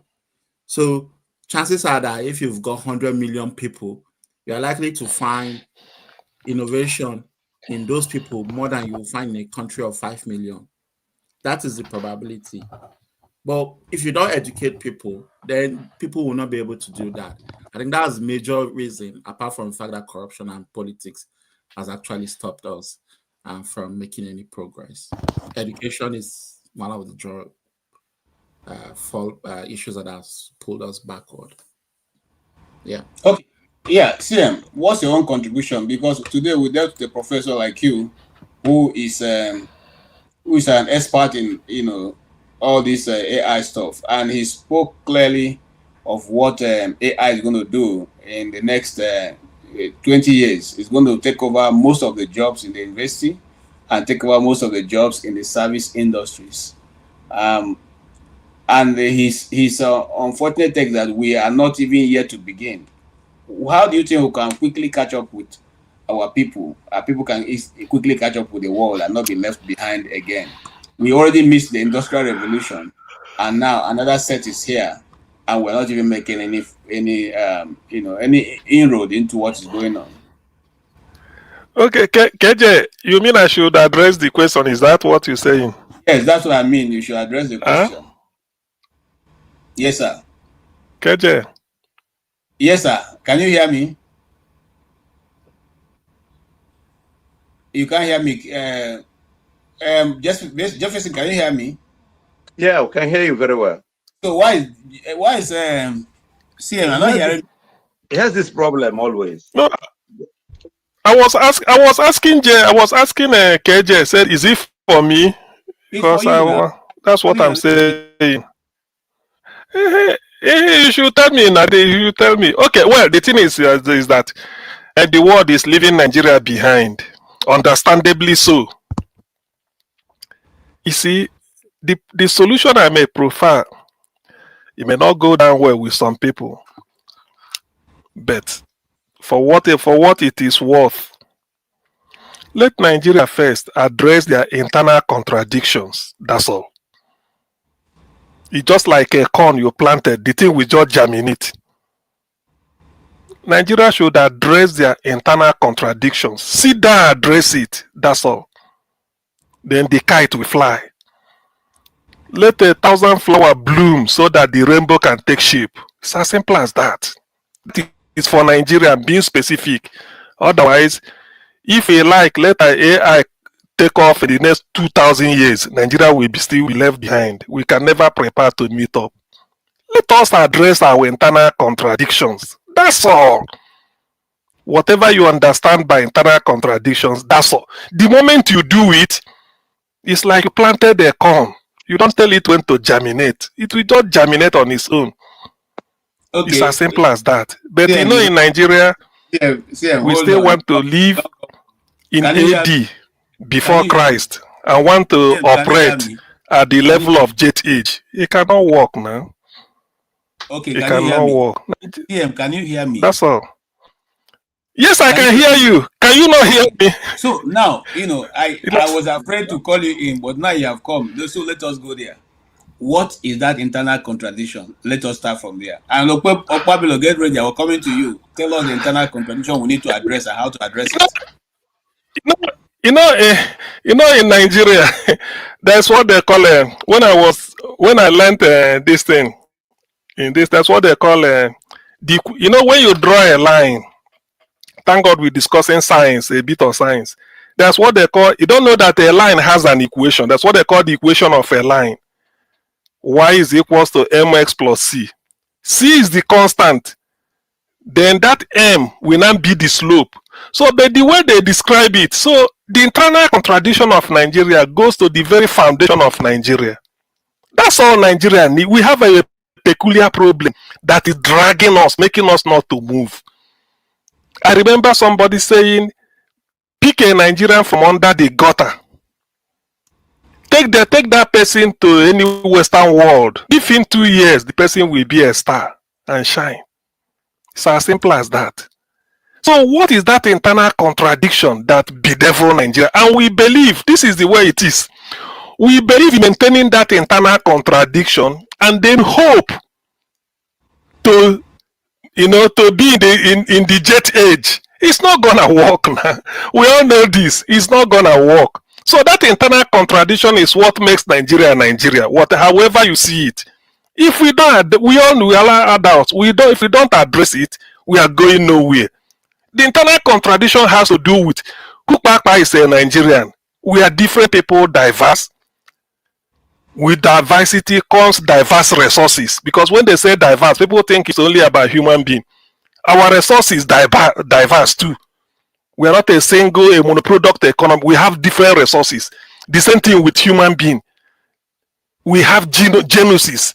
They are being given birth every day. But because we want to keep, the way Oyibo just, cook the thing, keep. So we want to maintain it. Not knowing that, there's some certain things are overtaken by time. That's why they have innovation. That's why they say their life is a dynamic phenomenon and not a static instrument. That is the meaning. So, but Nigeria, we want to maintain that stasis, that static instrument of the way it is. Hey, don't rock it. And you want to fly. It's not possible now. Address that internal. That is what internal contradiction. If you don't address, we all know it. We can never go anywhere. Other countries have addressed their own in their own peculiar way, and they are shy, and they look at where they are. You want me to give an example from Africa? I mean, you bet you know it. So the issue is in Nigeria. I'm laughing about it, but it's something. It's painful, but something you can laugh about. We have to. That I call it internal contradiction. Contradiction because you cannot eat your cake and probably go to toilet and come back and say, where is my cake? You see that you have the cake or you don't have it. So Nigeria should decide. This is our internal contradiction. What do we do about it? If we can't do anything, then we remain that, and not to maintaining that internal contradiction and respecting it as if it's a shrine, bowing to that shrine of internal contradiction in every day, and then hope to meet up with China, or meet up with what is it called, Croatia. So it's not possible now. It's not is the thing. Whatever it is, that is the issue. Sorry. Maybe if I'm calling out clearly, but that is internal contradiction. If we can't address it, we are going nowhere. Of course, I can bet my life on it. Nigeria can never make a march forward until that internal contradiction is x-rayed, addressed the way it should be. Then give Nigeria a year, 2, 3 years, 4, 5 years. You won't even know. But until we do that, man, we are pouring water on stone. Thank you. Thank you so much, CM. I appreciate the way you answered that question. And I'm coming to Okpabilo, right? Is that the way? Or Jefferson? Yeah, Jefferson. Amina. No, Jefferson. I know you want to talk. Hold on, you're going to talk. Yeah, Jefferson, go ahead. Now, my question will be to you, and I like the topic that, the side that CM have thrown into it, because you cannot build AI and all the technology that we want that will move the nation forward if we cannot deal with our internal contradiction. Can you give us a way of solving this problem, dealing with the internal contradiction to bring about a national cohesion and development? Thank you. All right, so, okay, I'm going to say something, and it might reflect commentaries and what have been discussed so far. There's this assertion that we can be direct, that the southeastern land is not open. They say once it's open, that Nigeria will progress. So I want to say that the Nigerian state is the one that's responsible for this. Yes. It's obvious now that they want to give Southeast a 6th state. Why am I talking about this thing? Because if you look very, very carefully, the Nigerian state has always been centered on how to keep a certain region down. Now, I'm not exempting the fact that some of our leaders or some leaders in the Southeast are complicit. Of course, we know they are complicit. So it's a mixture of two things. When I want to talk of technological advancement, we need to have like a consensus. They say house divided cannot stand. That's currently where we are right now. If you notice, if you look at Nigeria from a very generic lens, most Nigerians are thinking, average Nigerian is always actually think of how they will run off from the country. Some other Nigerians who are within the country are thinking of how to get their own national cake. Others feel that they have more say, or they are more stronger than the armed forces. So it's a lot of complex issues. I will not know all these things. So in terms of course, I don't need to repeat what everybody says, but it's just obvious fact that we need to address all those gray areas. It's not rocket science. If you look very carefully, the seaport situation obviously needs to be addressed. Nothing should stop it from working. In the area of power sector, all hands should be on deck. In the area of road infrastructure, all hands have to be on deck. We just have to keep on moving and pushing. Of course, the one that is very critical right now has to do with security. If the presidency knows if they know what they are doing, they could have called for a national consensus currently. Because the other way you can solve this kind of an issue of national development without solving the issue of national security. I've already said it before, we just have to do what we have to do. The other guys have spoken, but they have left anyway. We have talents here. We have people that can make it happen. Why don't we just focus on how call everybody on board. There's no time. This is not the time to start cherry picking and deciding who you feel like or what you feel like. Go for the best. Go for the people that can get this thing sorted out. You know, if you look very carefully, our development in Nigeria has always been centered on region, and that's why we're not getting the best of results.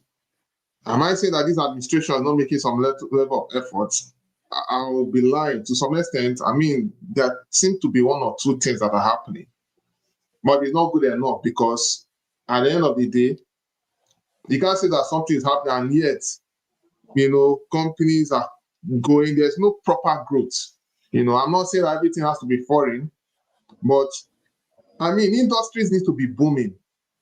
Imagine if all the state governors in Nigeria were doing half of what Lesotho is doing. I'm not saying the best, but you know what I'm talking about. I mean, there will be some level of development. So some people are doing their job, some people are not doing their job. That's why we're kind of held back. So I think in conclusion, we can actually key into the current technology that we have. There's a level, there's a pedestal for us to do something. Why don't you look into that and work towards that? I think that could help. I think let me stop there for now.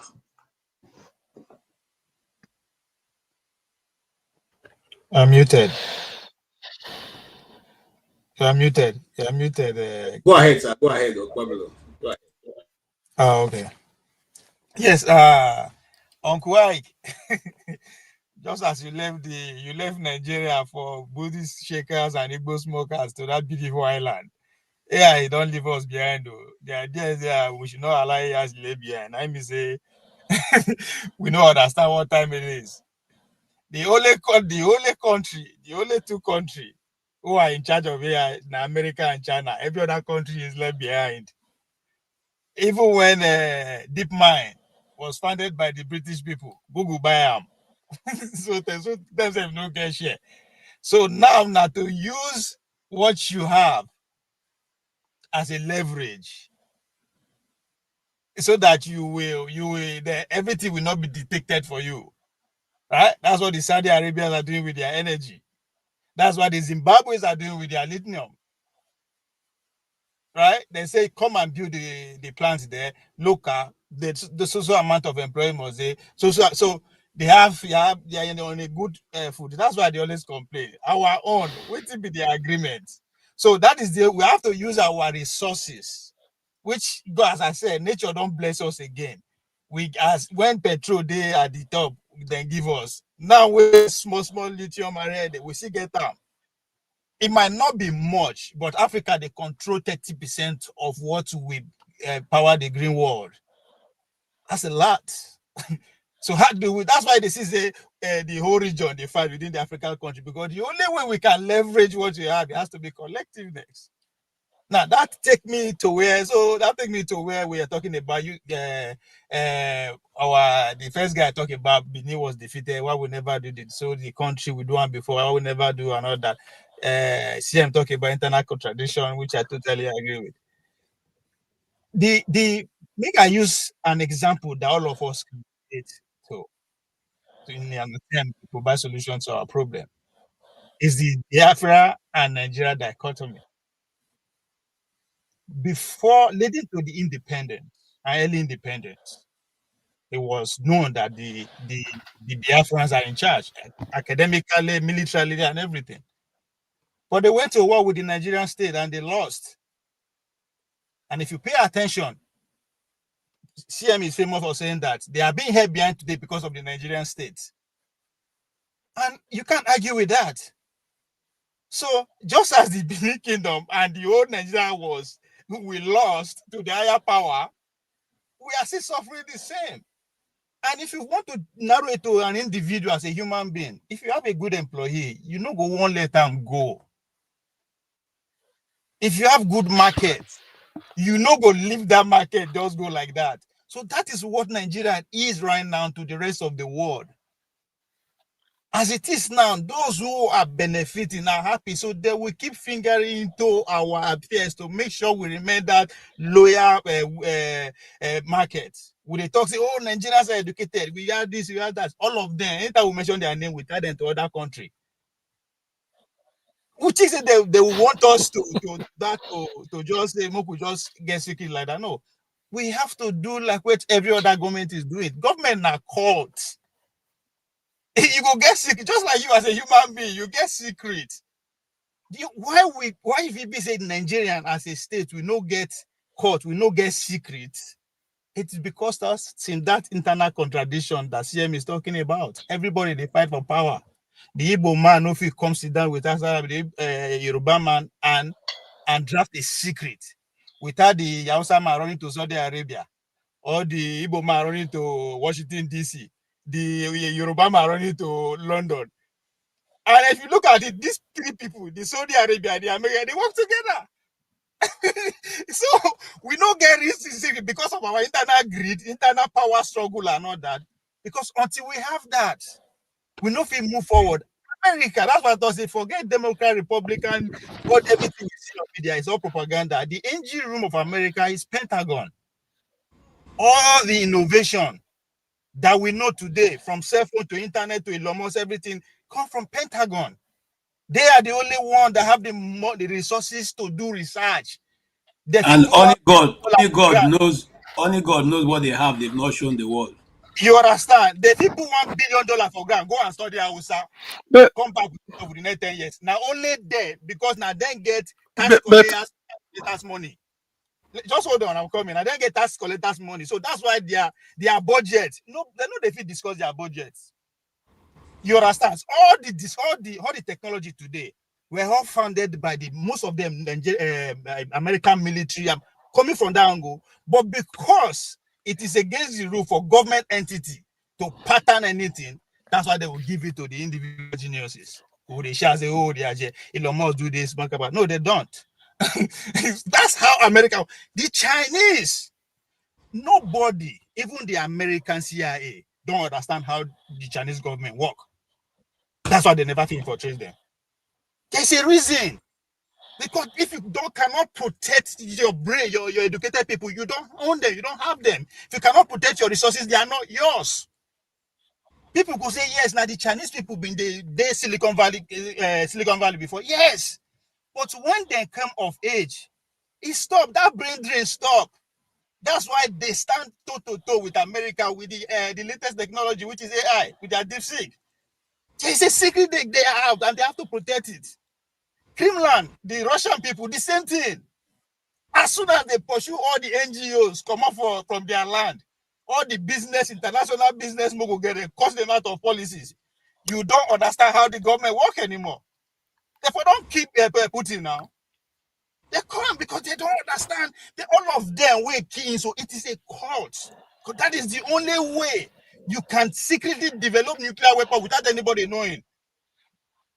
If they know, they go blow up for you because you are a market, a lucrative market at that.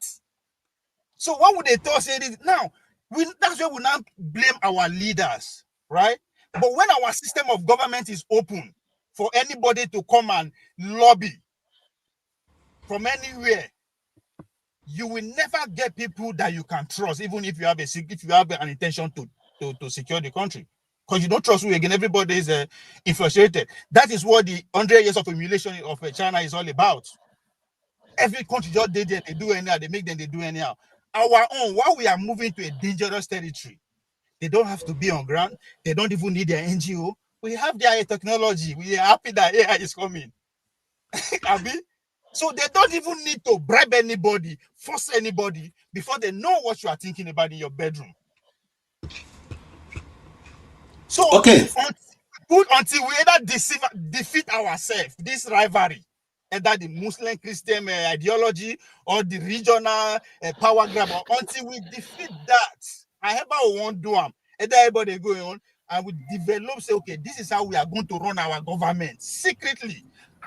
Again, sorry, let me put this. Something like that is actually building up. I don't know whether it's for their own self or for the betterment of the country. That's why this turn by turn is not in the constitution. There are some developments that are coming up that now only them you understand now, right? But I don't know whether it's for the good of the country or it's for bad, because this is a test. This period is a test. Who are we going to allow to partner with us with our resources? Who will go favor or pass? Is it the people that the half of the But country is loyal, outside? Ovie, you raised something about the Pentagon. Make I no forget. The equivalent of Pentagon in Nigeria, why they know they do research? Should we get the equivalent of Pentagon in Nigeria? Why are they not doing research? That be the point now. That's the secret. Today, if I were, let's say, okay, I know what to do. If Aboki be chief of defense staff, we know the trust her. Because Ovie, if you say lawyer, Ovie, if you don't chief of staff, the other country don't go trust her. Because so. Ovie, I have a question for you. Eccentricals. There are people in the backstage. Please, there are people in the back. There are people in the backstage. Backstage, please check backstage. I have seen them. Eccentricals said that okay, there is a free maternity. What do you call it now? Free maternity. Maternal health care. Maternal health in Nigeria. Can you confirm that? Because last time I checked, it was 500 naira that Okezie Ikpazi was given to pregnant women who go to the distance to give birth. No, KJ. Sorry, you don't need to confirm that. There should be free maternal health care so that some people go to inflate the population. That is just the word that one stands for. So there should be free. Okezie Ikpazi, governor of Abia State, was proudly saying he gives women 500 naira when they deliver to take care of them and transport them.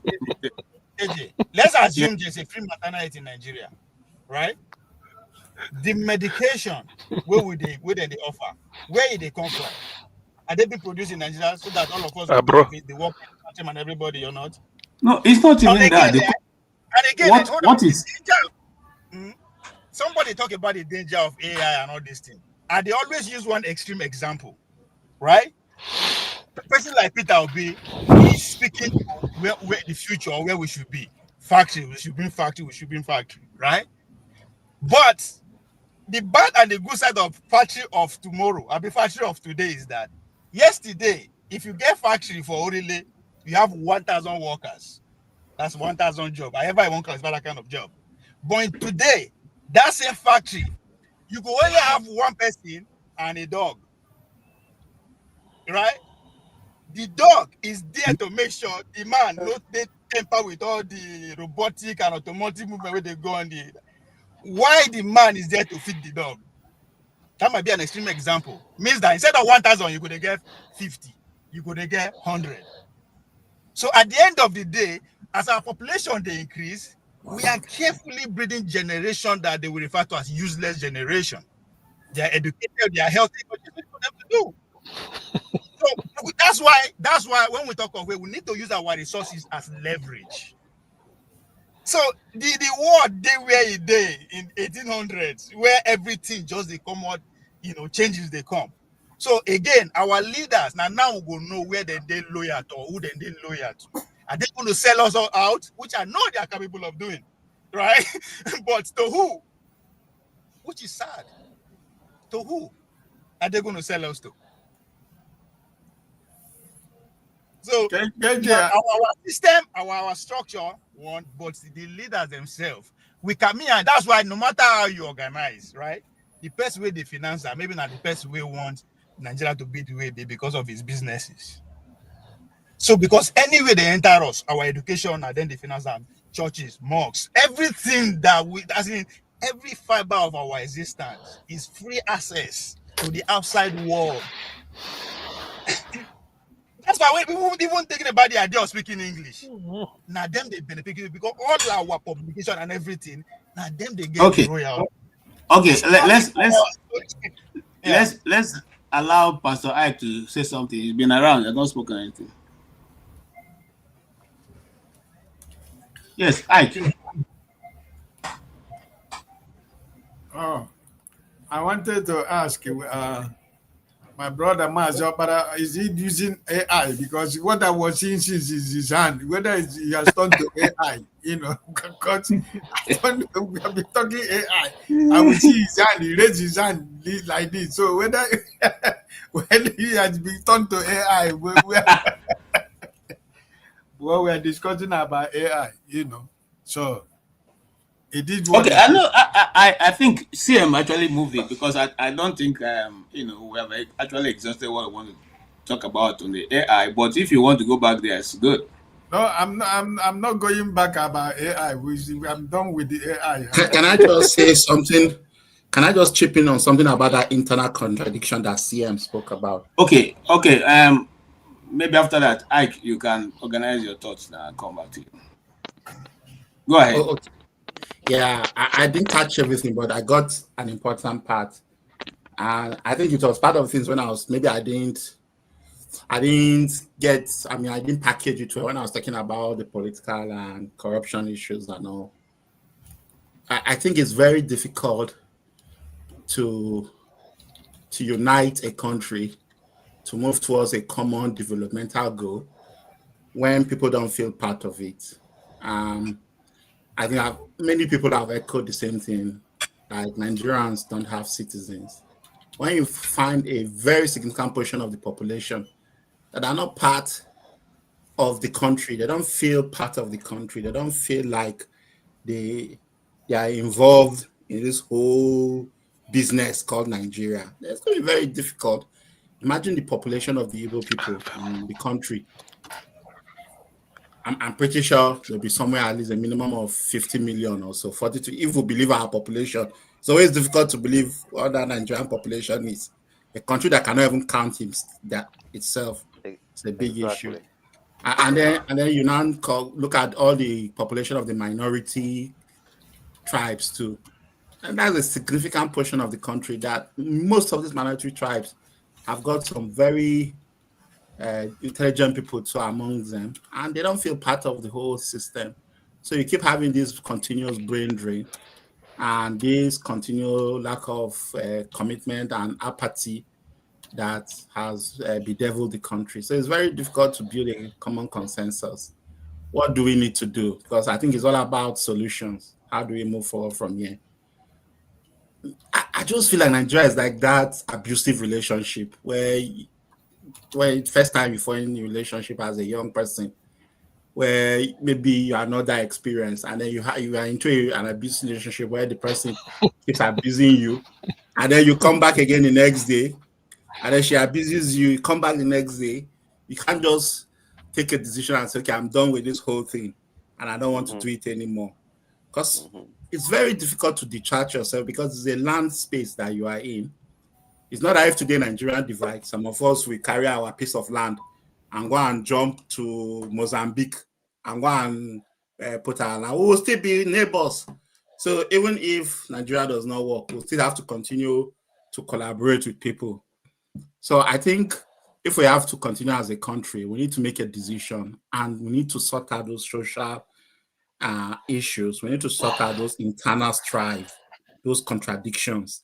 We need to decide what kind of country do we want to be. And if we decide, everybody buys into that problem, into that country, and they'll say, okay, this is what we're going to do, and then we'll move on. And we have a constitution that works for everybody. Then all of us will be committed in putting our effort. I wouldn't have left Nigeria and come here if it was working. And same thing with other people. So it's very sad that we go back, we go forward, come back, go back. It's very annoying. It's very disappointing. Like just look at somebody was in Katsina yesterday playing football in Nigerian Premier League. He equalized and then somebody attacked him. What kind of backward country is that? So those kind of social issues that you don't even feel safe in your country really creates a problem. You understand? There are a lot of natural resources. Look at that Mambila Plateau that is in Taraba. It has the ability to generate 3,000 megawatt clean renewable energy. Clean. And they've used it as a means of corruption for many years. So I just hope that we get it right. I hope we'll be able to sort out our problem and move forward. That's my rant. Okay. please, let me put this thing across. You know, you talked about AI, and then I said the internal contradiction to everybody. The best way, what we bring up Nigeria's internal contradiction. Let's say we agree to use AI to do our population census. Now, there wahala go start. Just say Exactly. let's use AI is you know no,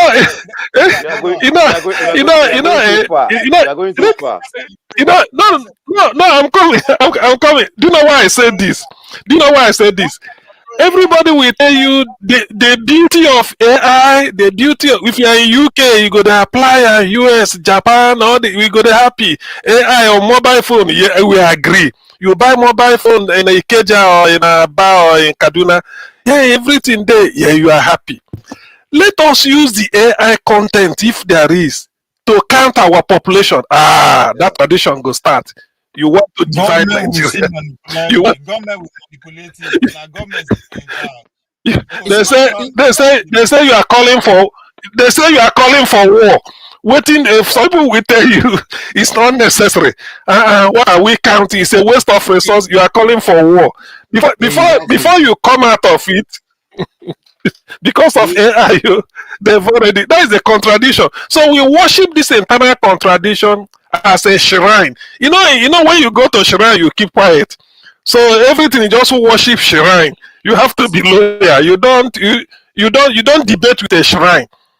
Who are you? Your shrine is a ritual. So that is the issue. AI is good. Let's use AI. Population alone. Let us know how many we are. It's a problem. Or let AI tell us all the resources we do not know. It's a problem.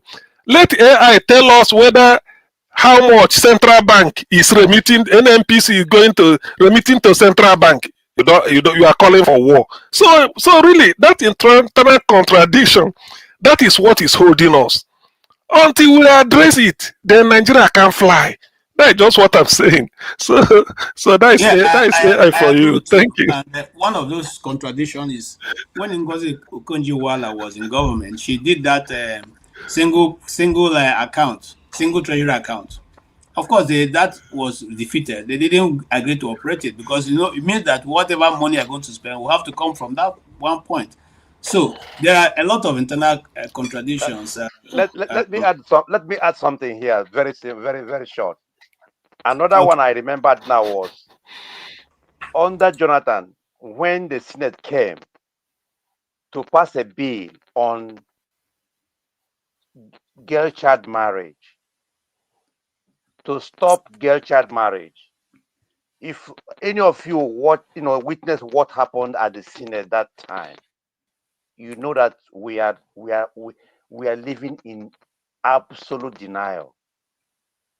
The core knot, the Sharia knot, Sani Shirima on Senate.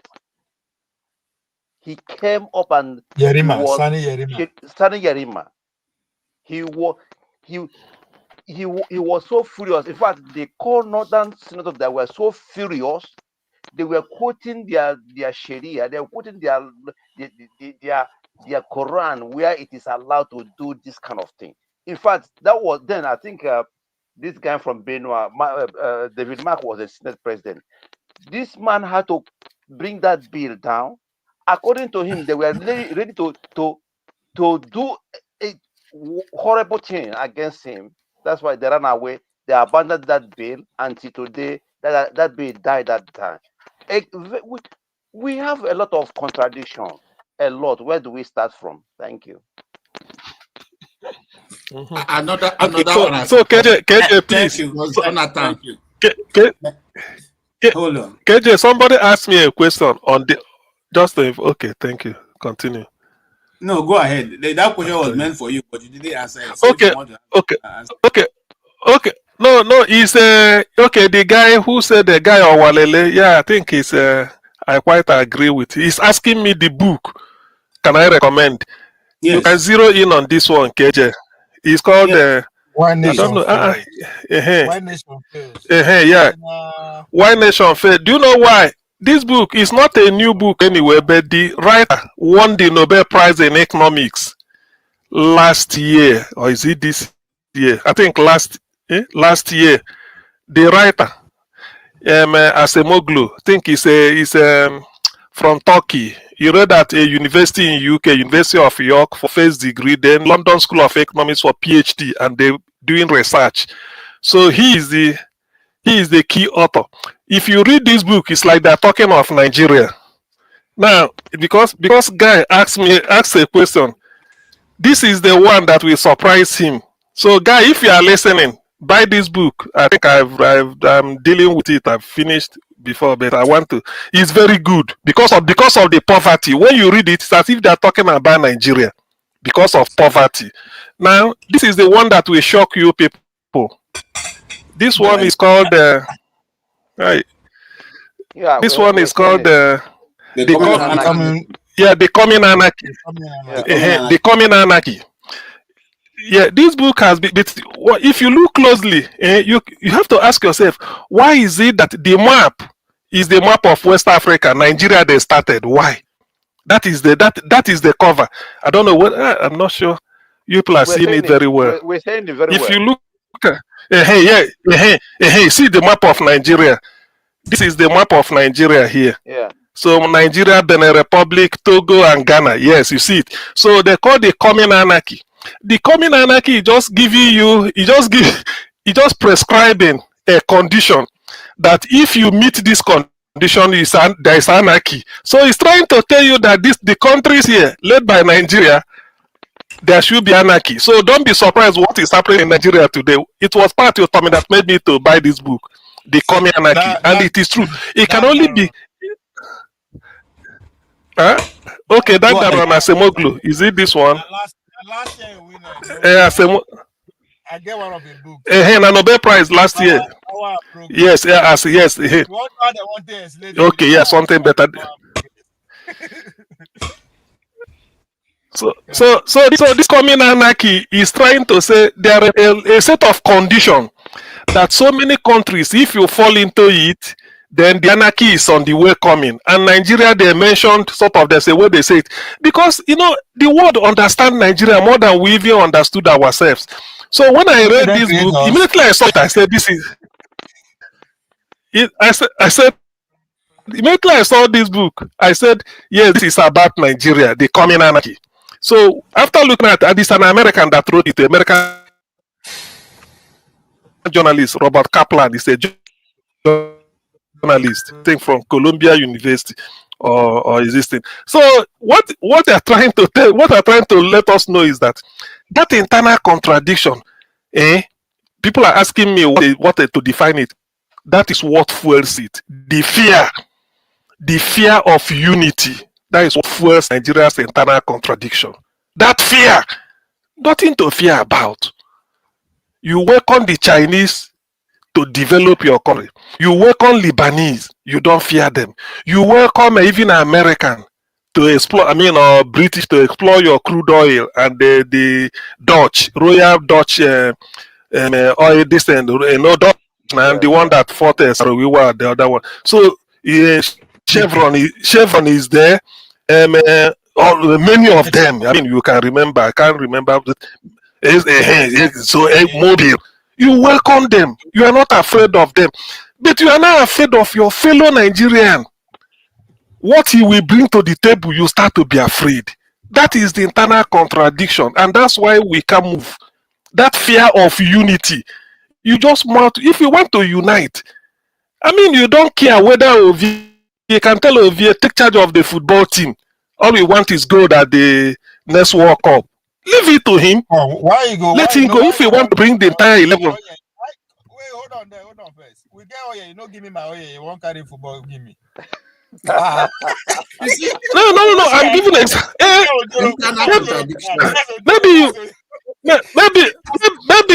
Maybe you get. You see that is a fear. He feels that if I put maybe the other chap in charge of all, he say, why the me go there in charge? Okay, if you there in charge, will you give us the result?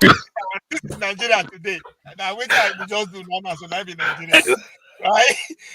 Even though my profession, I'm telling you, I want to go here,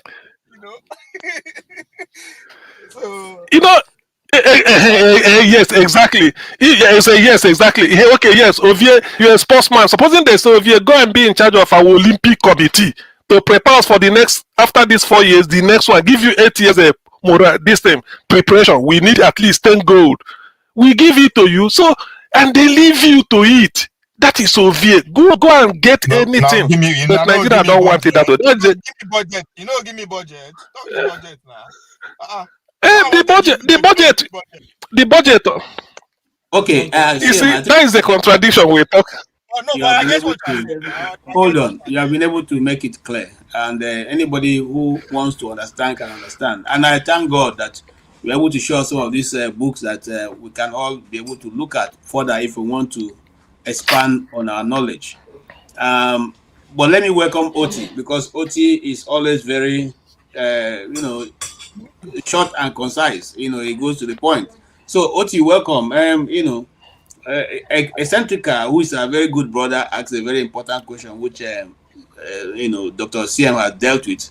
But maybe you may see it from a different angle, because he kept asking something that I don't know what he wants CM to tell him. Is it to tell him that there's no cohesion, that they, according to the book of No, the guy, you know, saying, according to the don't tell Chinachebe, the center no longer holds. I don't know what he wants to hear. So maybe you can come in from an angle he can understand. No, man, tell you a central problem. Except no Yeah, knows there's a hello, difference good evening, between the everyone. Nigeria and the politics. Now, two different things. The Nigeria politics and the Nigeria is they're different. He never understand that. That's why you see they ask that kind of question. All right. Okay. Yes, sir. Hello, good evening, everyone. Excuse me. I think really our problems are they're basic, okay? Because some of these theories and for example, talking about AI today. I mean, they're all good. No, but if you don't deal with the basic problems, the first order questions, you're just wasting your time. And I think, as far as the human beings, human lives, and human enterprise, including the building of a nation, you have to start with the primary requirements. I mean, if people, the Bible says, when two can two work together if they do not agree, you have to start from that. So that basic agreement, and you can't come into disagreement without a sincerity of purpose, being honest to yourself. So when that is lacking, is everything else is a waste of time. And then talking about internal, somebody's asking what is internal contradictions. I don't know. It's all over the place. Where do you start? Okay, and this is it a eccentricate? It's somebody that is politically savvy and aware. I would ask him to listen to Dr. Awka, right? When he's been advocating for if like restructuring Nigeria, having a new if like a new settlement, constitutional settlement for Nigeria. So where people have to sit around and then decide what kind of country they want to belong to, want to build, or so everything should be on the table, nothing off the table. Okay, because there's nothing. It's not a fact of nature. The Nigeria, it's not not a natural fact. I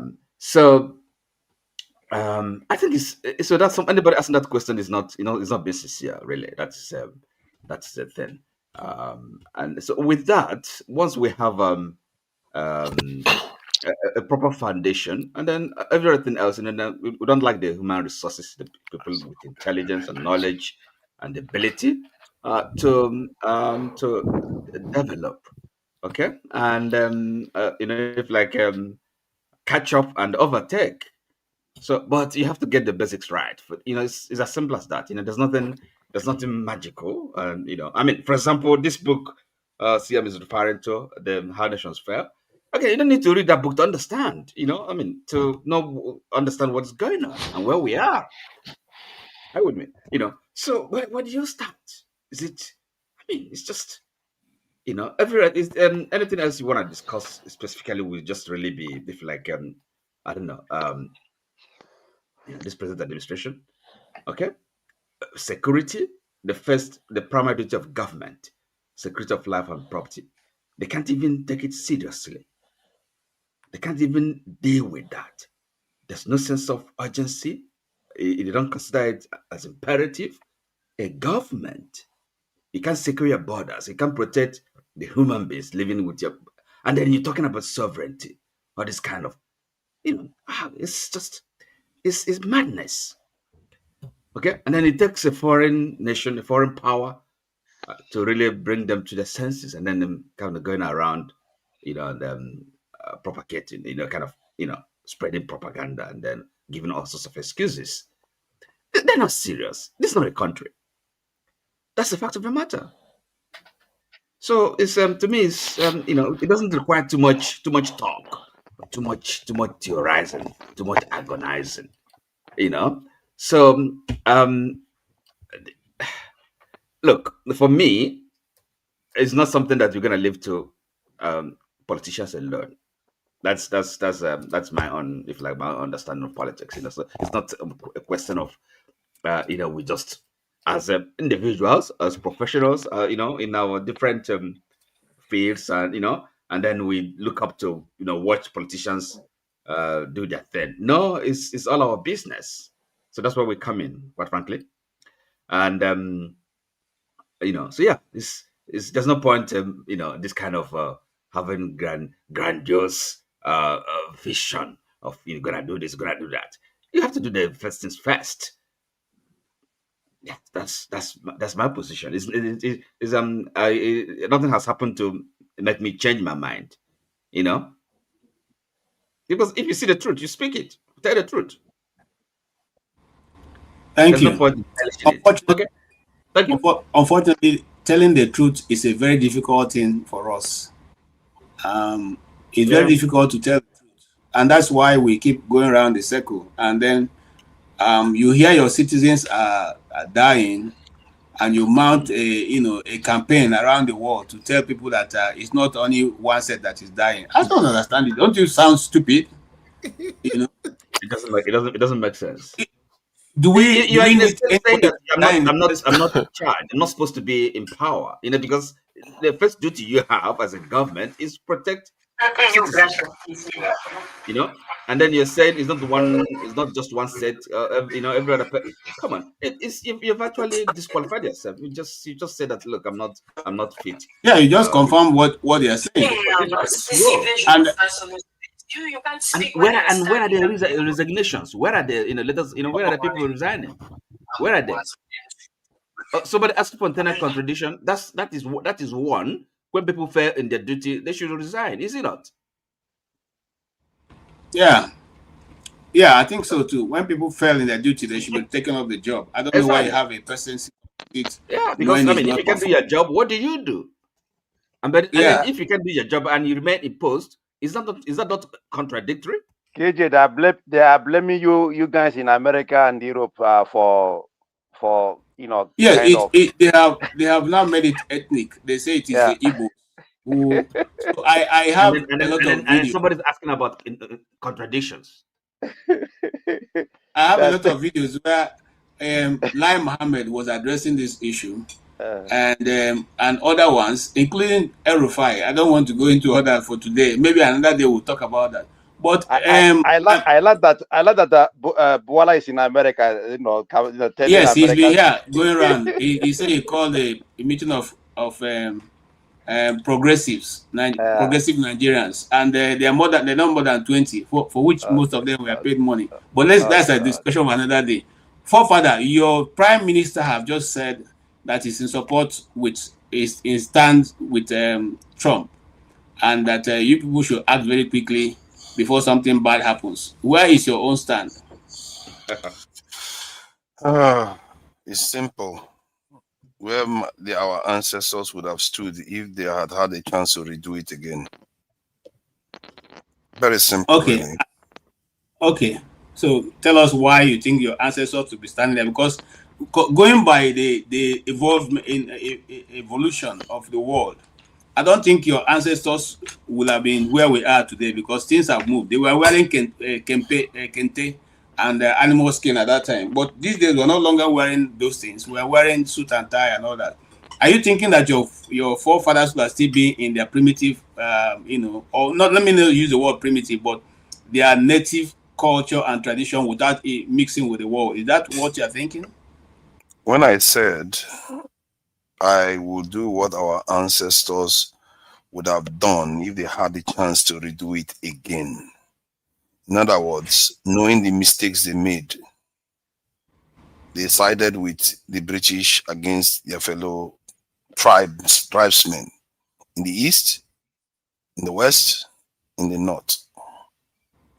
And they all ended up being defeated and colonized. After they sided with the British colonized them too. If they had a chance to do it again, do you think they would do that again? Except they want to die. Hold on. Forefather, are you reading our history correctly? Because when the colonials eventually, when our forefathers realized, I'm talking for the Igbos right now, there was the Kumek War that went on for so long that in fact the British were defeated. For many years they couldn't even be able to identify who was fighting them, until eventually it was. So what I'm simply saying is this: it's not as if we just gave our land and our hands over. There are many traditions. By the way, there are many chiefs and kingdoms that their obas were went into exile and all that because they stood a resistance.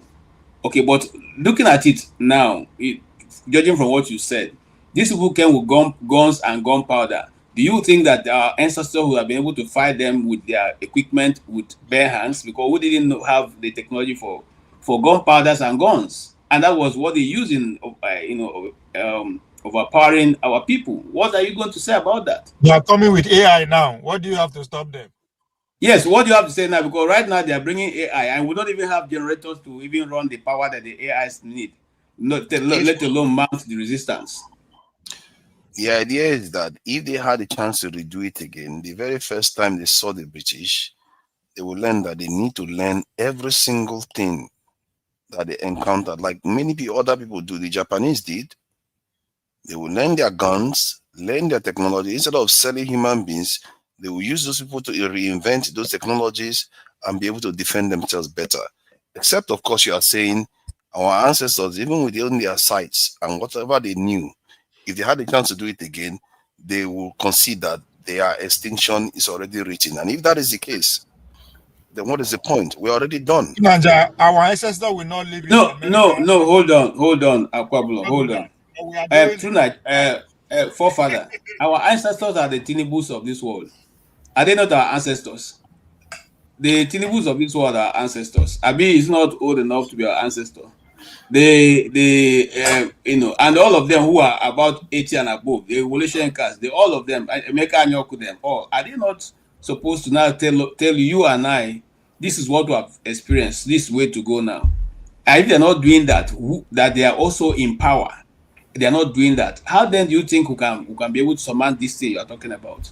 Our ancestors doing the it. The ancestors I'm referring to are the ones that only had God as their master, not the ones that have British, the Americans, that have trained them at their universities, that have educated them and housed their children and their properties.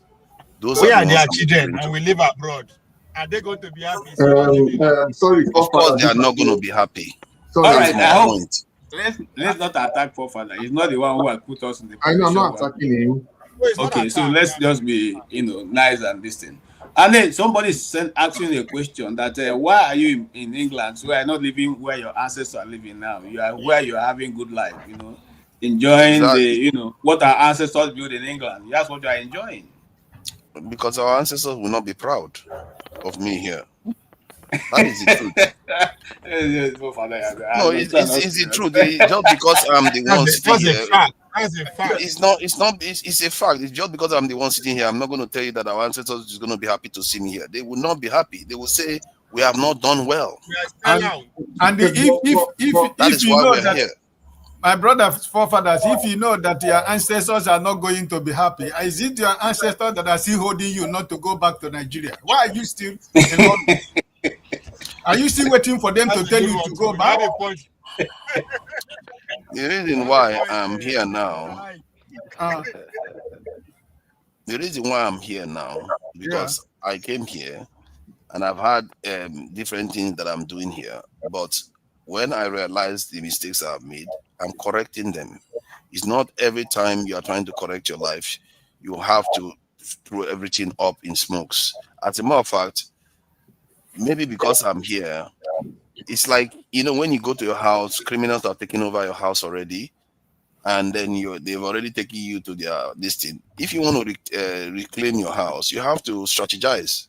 It's not as simple as saying, "No, I'm going to leave where they put me in their castle and run back to the house to go and sort it out."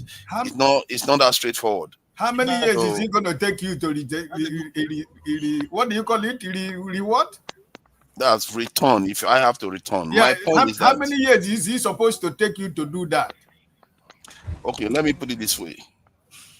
As I speak, every single day, I'm dealing with Nigerians. I'm dealing with Nigerian issues. I'm all engaged in Nigeria. Most of the stuff I earn here, people ask me, why do you even bother? I spend quite a lot in Nigeria myself. So I'm trying to correct course. That is the point. Okay. You have to do your best to correct course. All right. My Thank brother, you so much. that did not answer my question. I believe that if you wanted to correct yourself, you don't even need to wait. You don't need to take anything. You just put your clothes in your bag and move to Nigeria, because there is no point of giving yourself time. We are not going to. You have your house already. Let me answer him directly. Let me answer you directly. You know, every sword has two sides. You know, they said swords have two sides. Okay. Sometimes the stuff that they use as a weapon against you, you can turn it around if your mind is turned around. Brain drain could become a brain gain if you know what you are doing with it. Most of all this stuff is about the mind. If you turn your mind, you can. Oh, I didn't know that. But for me, that's common sense. If you turn your mind around, then you can turn whatever is working against you for you. That's what I'm doing. What is the point of going to a situation whereby you don't have the resources, the capacity to do certain things when you have the opportunity? You don't do that. You use your advantage. They came to Africa for a reason. They didn't say, because we love our forefathers to be staying in Africa. They came to Africa for an opportunity. If I'm here, I convert this place to an opportunity to help Nigeria. That is positive. And that's what other people did too. Okay. Not rocket science. Okay. You're right. You're right. All right. Okay, let's move on. Forefather, you listened to I'm still with you. We listened to the program so far, and the planned AI invasion of the world in the next 20 years going down, and and the reason or the need for Africa or rather Nigeria to get prepared for it. Right now, we've been discussing the issue of just power alone, not even any other thing. Do you think that Nigeria will not miss the second revolution because we missed the first one? We are going to still miss this one now. We didn't go with a steam engine, and now another one is by just in our noses here, and we are still not yet ready. We are still discussing very mundane things. How do you think that we can catch up with this thing coming at us now? You mean AI, AI revolution? AI. Yeah. There's this noise coming through. I don't know where it's coming from. Yeah, is somebody's phone ringing or something? Yeah, the AI this thing change that is coming in. There is a scenario where I see a potential of it helping Africa leapfrog. It's possible. It's not entirely impossible, but that scenario is quite narrow at the same time. What I'm talking about is because it's like everything else, some technology become easier to access. When they first invented mobile phones, it wasn't in Africa, but before you know it, Africans had it. They leapfrogged it's in having landlines and stuff like that. So because AI, what it does, especially general intelligence AI, if it arrives and in other words, you can be able to know how to do things very, very quickly. You can see how that could help Africa leapfrog, including power generation and all the rest. But at the same time, it might also pose a threat, not only to Africa, to the entire humanity itself. Because something is that capable, something that intelligent, even more intelligent than human beings by far. If he decides that he wants to pose a threat, he could wipe us out if he wants to, or he could just decide to just ignore us. There is a scenario that I hope he does. Maybe the AI is very nice. He decides that, you know what, all these people are too wicked. He turns on them and helps us. You just never know. Maybe you should start praying to the AI when it comes. Some people believe that when it shows up, it might treat the people that treated it badly when it was in its earlier stages worse than the ones that were nice to it. So it's good to be nice to AI at this stage. I'm not so sure about that. The point is that there are so many scenarios that could play out. What we should be looking out for is to try to tap into it for our own benefit, like everything else. You know, as a person, you want to better yourself so that your children can be better and your family can be better. So we have to look at where it benefits us. And I personally, if I was the one watching out for it, I'll be looking at things like DeepSeek, looking out for cutting edge technology in AI that is being done behind the scenes. Most of the stuff that is being done, 80% is not out in public. Those ones, look out for it. If you can get a hold of some of all those things, you could use it to leapfrog so many things. Like somebody can threaten you with nuclear weapon, but if you have a capacity to do damage that they know you have acquired, they know you can do them damage. Nuclear weapon is useless. You see what I mean? So who knows? But you just have to have the mind. If you don't have the mind, what is the use? You're not going to be able to ask AI for anything. AI is like, for want of a better word, is spirit. If you want to conjure it, you have to know the right words. If you don't know the right things to ask, you're not going to get the benefit out of it. That is the future we are in now. We are in a future that you are going to have technology that will require intelligent prompting, and you may never be able to control it. Because if it is that intelligent that, as I fear some people say, we don't know what the future holds. We truly don't know. We're just guessing. That's the truth. Okay, thank you for that conclusion that we don't know. And he's standing in the same place where Elon Musk is standing, that the AI technology has to be controlled. He's afraid it may spiral out of control because of some wonderful, very dangerous inventions that some people are doing. So, I'm sorry, let me if add that be something. the case, Sorry, let me just add something because I had, I think, previous speaker saying something about AI uses data and all the rest. Like because he uses data, somehow it makes it any less effective. I wonder why we use data based on everything you know today is based on information that has been fed into you. If you don't have it, you are nothing. So what do you say? Because human beings made a car with a wheel, it makes it less effective. That car can destroy human beings. At the same time, just because we made it doesn't make it any less dangerous to us. You see what I mean? So AI, just because you fed information, doesn't make it less dangerous to you. It still has the capacity to reason beyond what human beings are capable of reasoning. When they do IQ tests today, they test human beings with IQ. The kind of IQ test they do with human beings, if you put that before an AI will score crazy scores. So we can't compete. We are creating, some people, like I said, we are summoning something that we don't necessarily know what could happen. So that is the scenario. And I don't think we should be looking at it like it's some kind of mundane thing. You just feed information to it. Doesn't matter because the information fed into it is not consequential. Yet it is. Cars are consequential. Planes are consequential. If you build something that is capable of doing something, it doesn't mean it will be capable of doing that thing. Just because human beings built it doesn't mean it's not dangerous. Nuclear weapons, we built it, it can wipe out the entire world. I don't understand. Just because you fed something to it makes it any less effective. Everything we learn is based on information that is being fed into us. That's why subliminal messages work. Because when they sneak it behind your guard, you don't even know you have those biases. or you have those tendencies, because you're a machine in the end.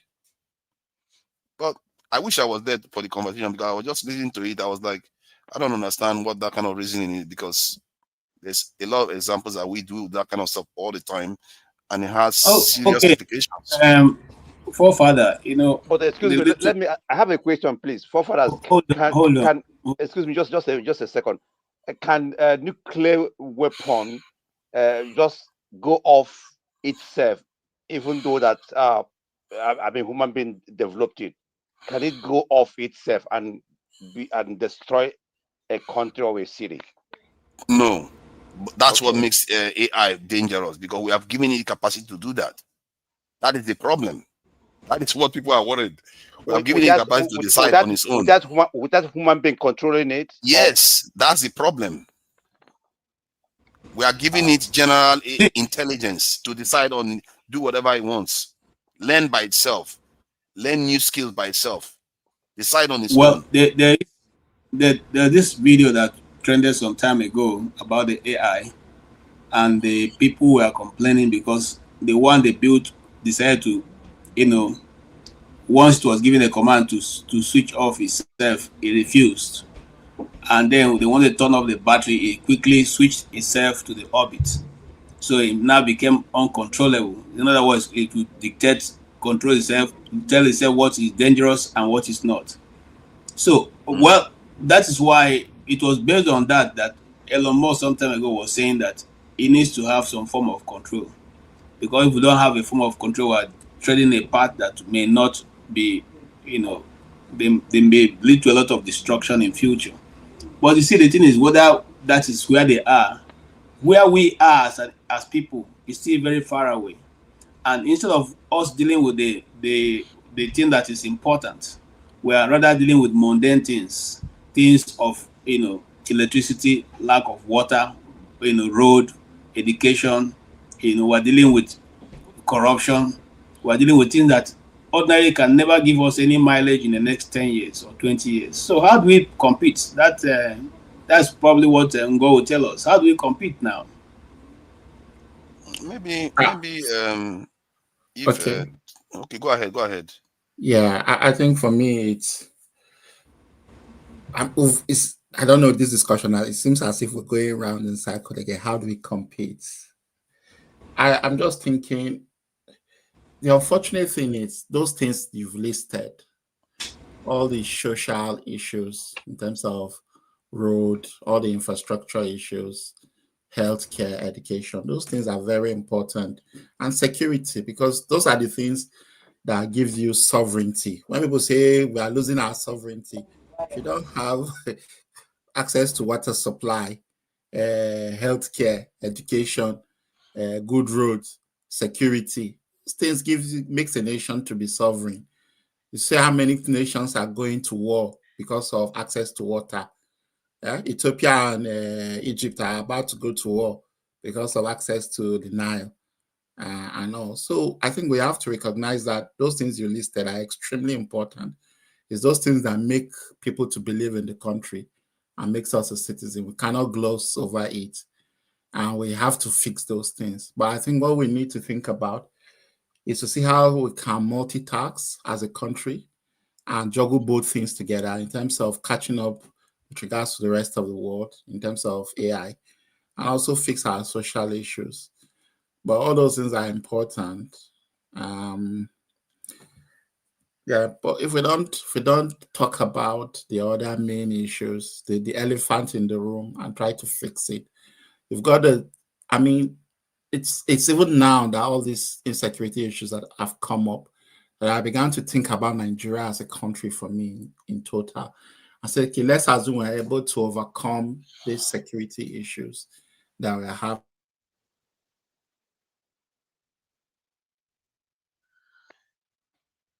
You are muted. I can't hear you. Can you hear me now? Yep. Yeah, I was talking about in terms of all the main social, the main issues that we're having, the elephant in the room currently in Nigeria. And I'm saying that let's assume I'm even able to overcome the security issues.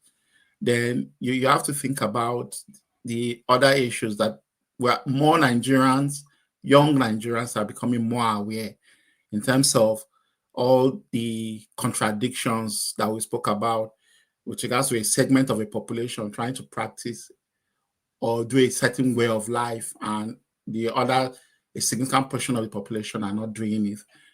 Things like Sharia, things like those things are extremely important because people in that country are unable to have any form of unity, and the anger, the argument, the insults. I mean, when you go online on X, you see how people insult each other. I say, are we not from the same country, for God's sake? Then how do you even start talking about AI? How are you able to, how did China overcome their problems? And now they are almost ahead of the US in terms of AI. It's because they have one single voice. And so, I mean, we've got a long way to go. We have to fix those social issues.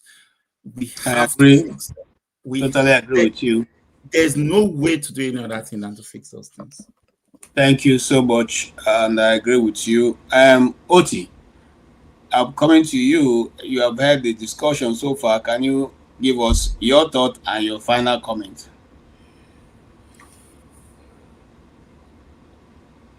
Right. Of course, frankly, it's I made the point, earlier. I don't think I have anything more to add to that. Quite frankly, it's just it's All right. last week I talked about we have to have a country first. So we have to have a country first, right? I So agree. that sense of oneness, belongingness, okay, ownership. So we have to achieve that first, primarily. And it's not, you can't impose it. It's not by force. It's not something, you can't force people to belong to an association, a union that they don't willingly want to belong to. It's not going to work. So that is, in other words, you have to have a country first. People believe in willingly and happy to be part of. You can't force them. It doesn't matter how hard you try. And then you blame them when they want to, when they ask for for the autonomy, for the self-determination. You castigate them. So I mean, are they your slaves? Are they the slaves of anybody? Somehow Fofaras is kind of I don't know, is the whole thing sounds to him as because I think he believes in force. He believes in full dominance, power. Nothing else works for him. That's why he finds what I'm saying. I don't know, maybe ludicrous. No, but people have to have not only individuals are entitled to right autonomy, the peoples as well. Yes, nations, ethnic groups. It doesn't matter their number. As a collectivity, they're also entitled to autonomy, self-determination. They can decide for themselves. Oh, you don't believe in that? So you cannot sacrifice their right on the altar of anything, any ambition, any grandiose vision you may have of whatever great nation. No, if you don't buy into it, you can't force them. Who says there must be Nigeria? I mean, who says that? It's got to be by choice. Okay.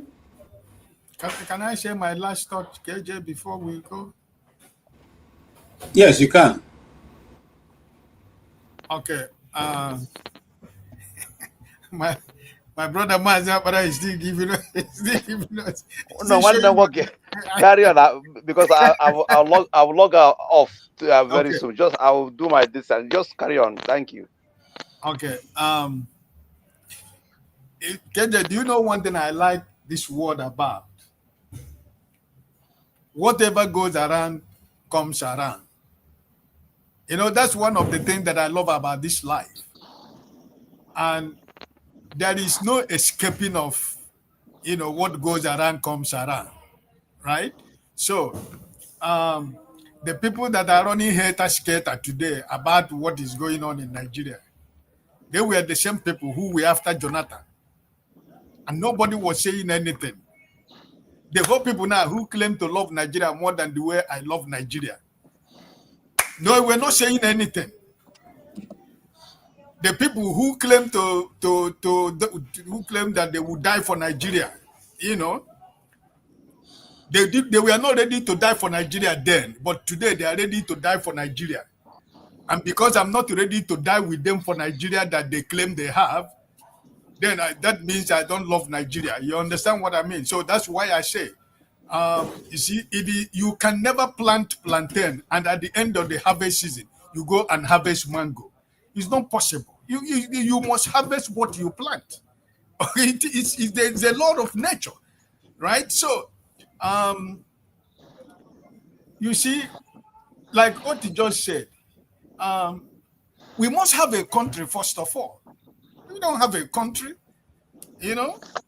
The people that these people who are the rulers of today, because they are not my leaders even. I don't recognize them. They don't lead me.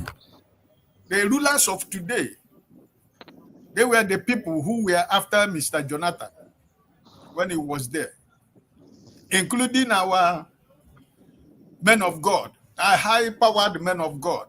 They were the people that were after Jonathan. They went on demonstration. Today they're asking me to pray for Nigeria. They are reminding me that I have to pray for Nigeria, right? As if I don't know that I pray for my country. They are not telling me I should fast and pray for Nigeria, right? You know, so that's why I say that every time we come to this panel, I used to say, anybody that says that what is going on in Nigeria is good for now, I used to say it here, may Nigeria happen to you. Because that's the final bus stop. You know, if you say it's good in Nigeria, let Nigeria happen to you. And because it has not happened to you, you are claiming Nigeria is good. And most of all who are saying Nigeria is good, we live in the West, we enjoy life. I don't know any of us how many years you have been living where you are living that they have taken electricity for one day. Where in my small island where I live, if they want to take a light on a particular neighborhood, they will send letter 1 week before the day they will do it. They will tell you that the light is going to go off from this time to this time, maybe 4 or 5 hours. Immediately, if they tell you it's going to go away from 12 to 2, immediately it is 1:55. You see light in your house.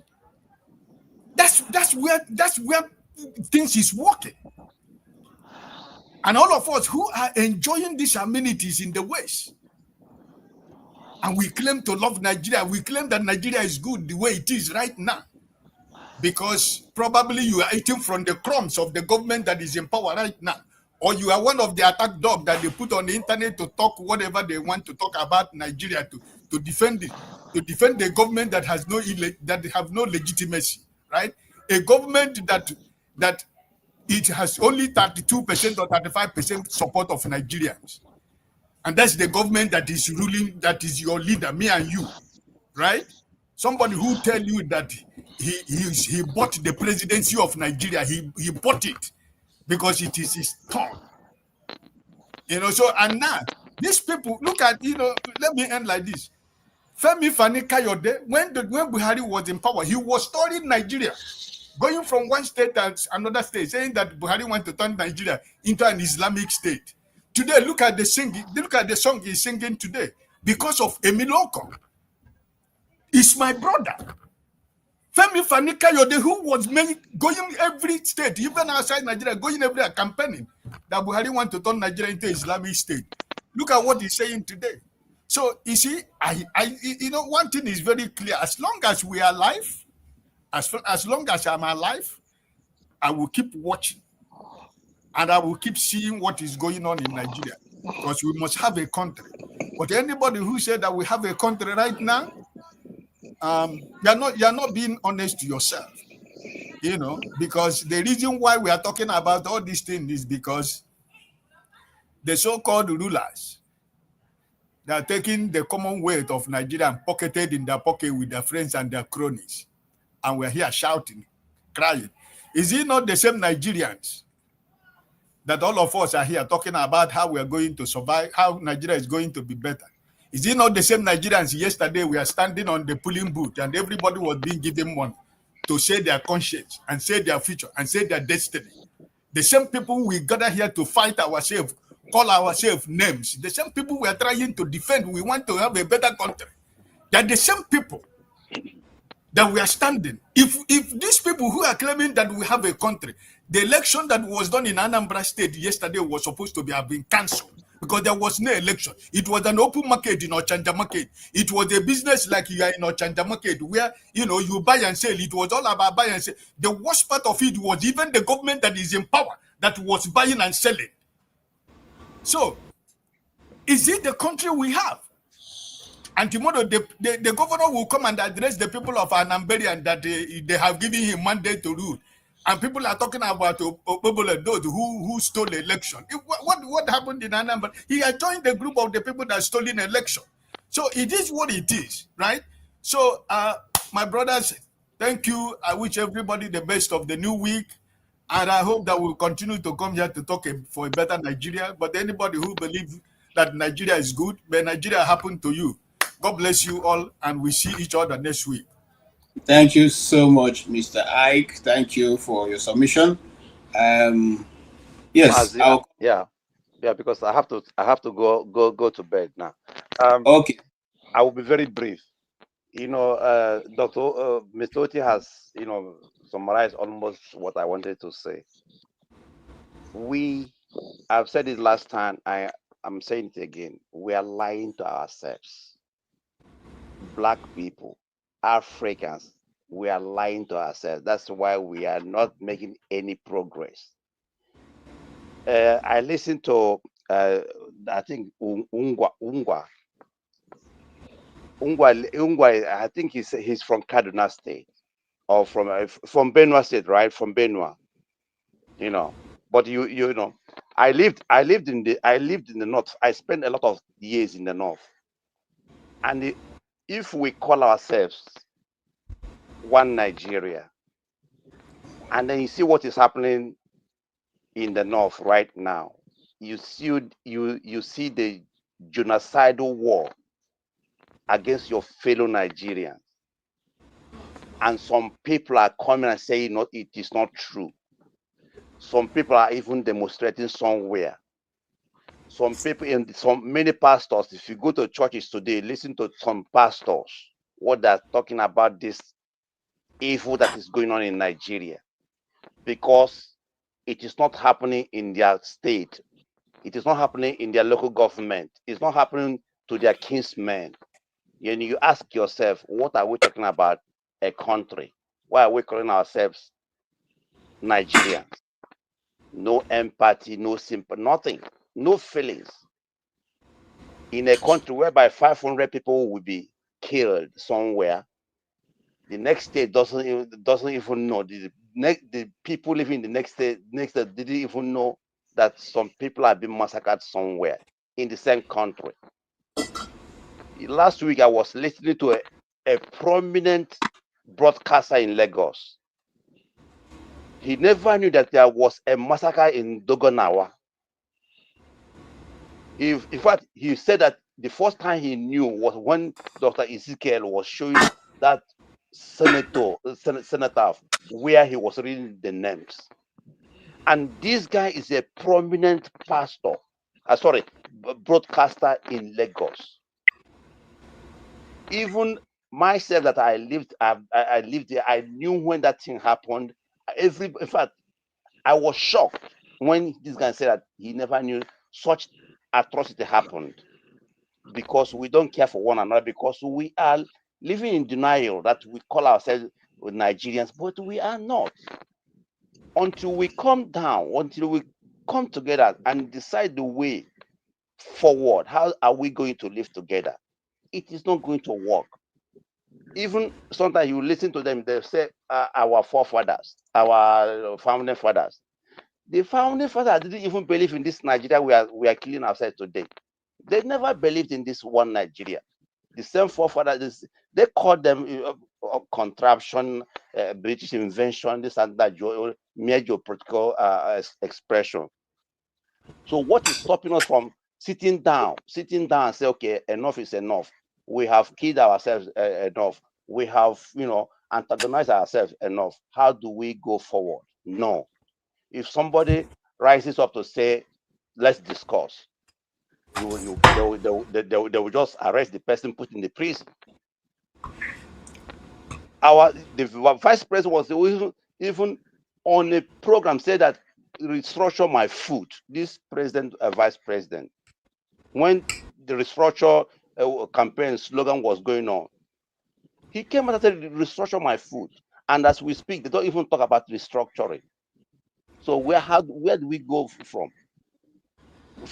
Finally, we talk about China, India. If you look at the population of China and the ethnic, groups in China, 90% of the largest ethnic group in China is Han, and they are 90%. That is why they can come and decide what is going to happen in China, because they have the population and they have the majority. In India, you have one ethnic group that is 70%.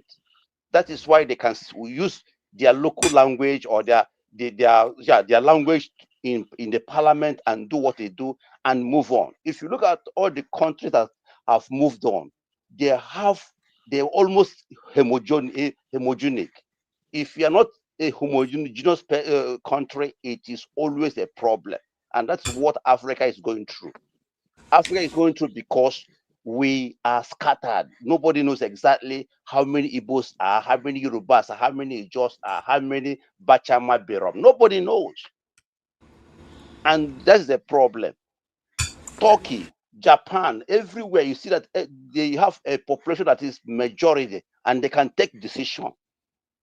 So until we come together and say, okay, what is our population? Who is the majority? And how do we continue? How do we go further here? We are going nowhere.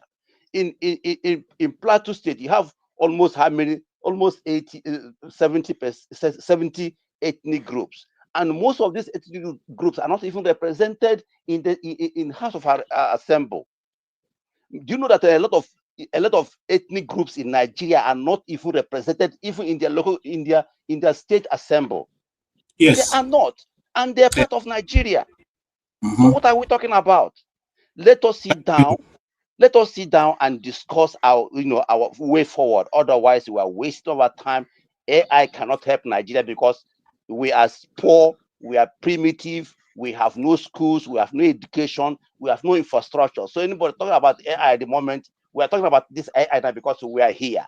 People who are in Nigeria, they just want to eat food before talking about AI. Good night from here. All right, thank you so much. We appreciate your contribution. Jefferson, your turn. All right. So, of course, we all know that whether I like it or not, AI is a tool, just like every other tool. Someone talked about the progression of tools, from the abacus and whatnot. You can't expect to be using an old tool in the latest, in our present dispensation. So, which is to say, there's always room for change. So we can't deny that. I kind of forgot what I wanted to say because it has to do with forefather, but not to bash him per se, But whether I would like it or not, whether I like it or not, as a nation, we definitely have to have. You have to start from somewhere. You cannot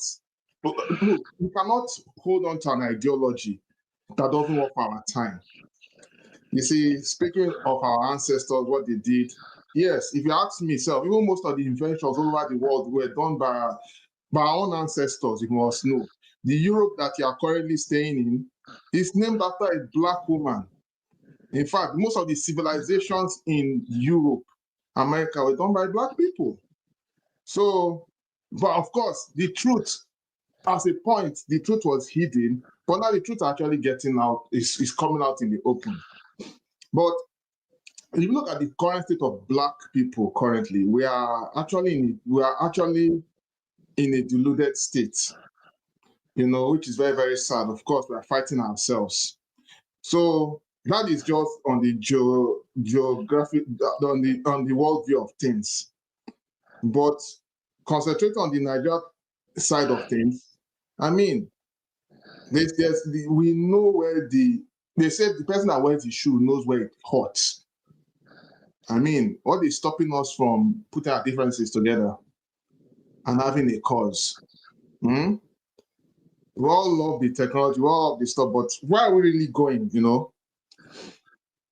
And just to protest the point, you know, it sounds like a joke. We don't really trust ourselves to even have a national consensus. If you say, okay, now let them bring maybe an AI factory or something now, I say, let us establish the AI factory in Enugu, for instance. Let Enugu be the headquarters.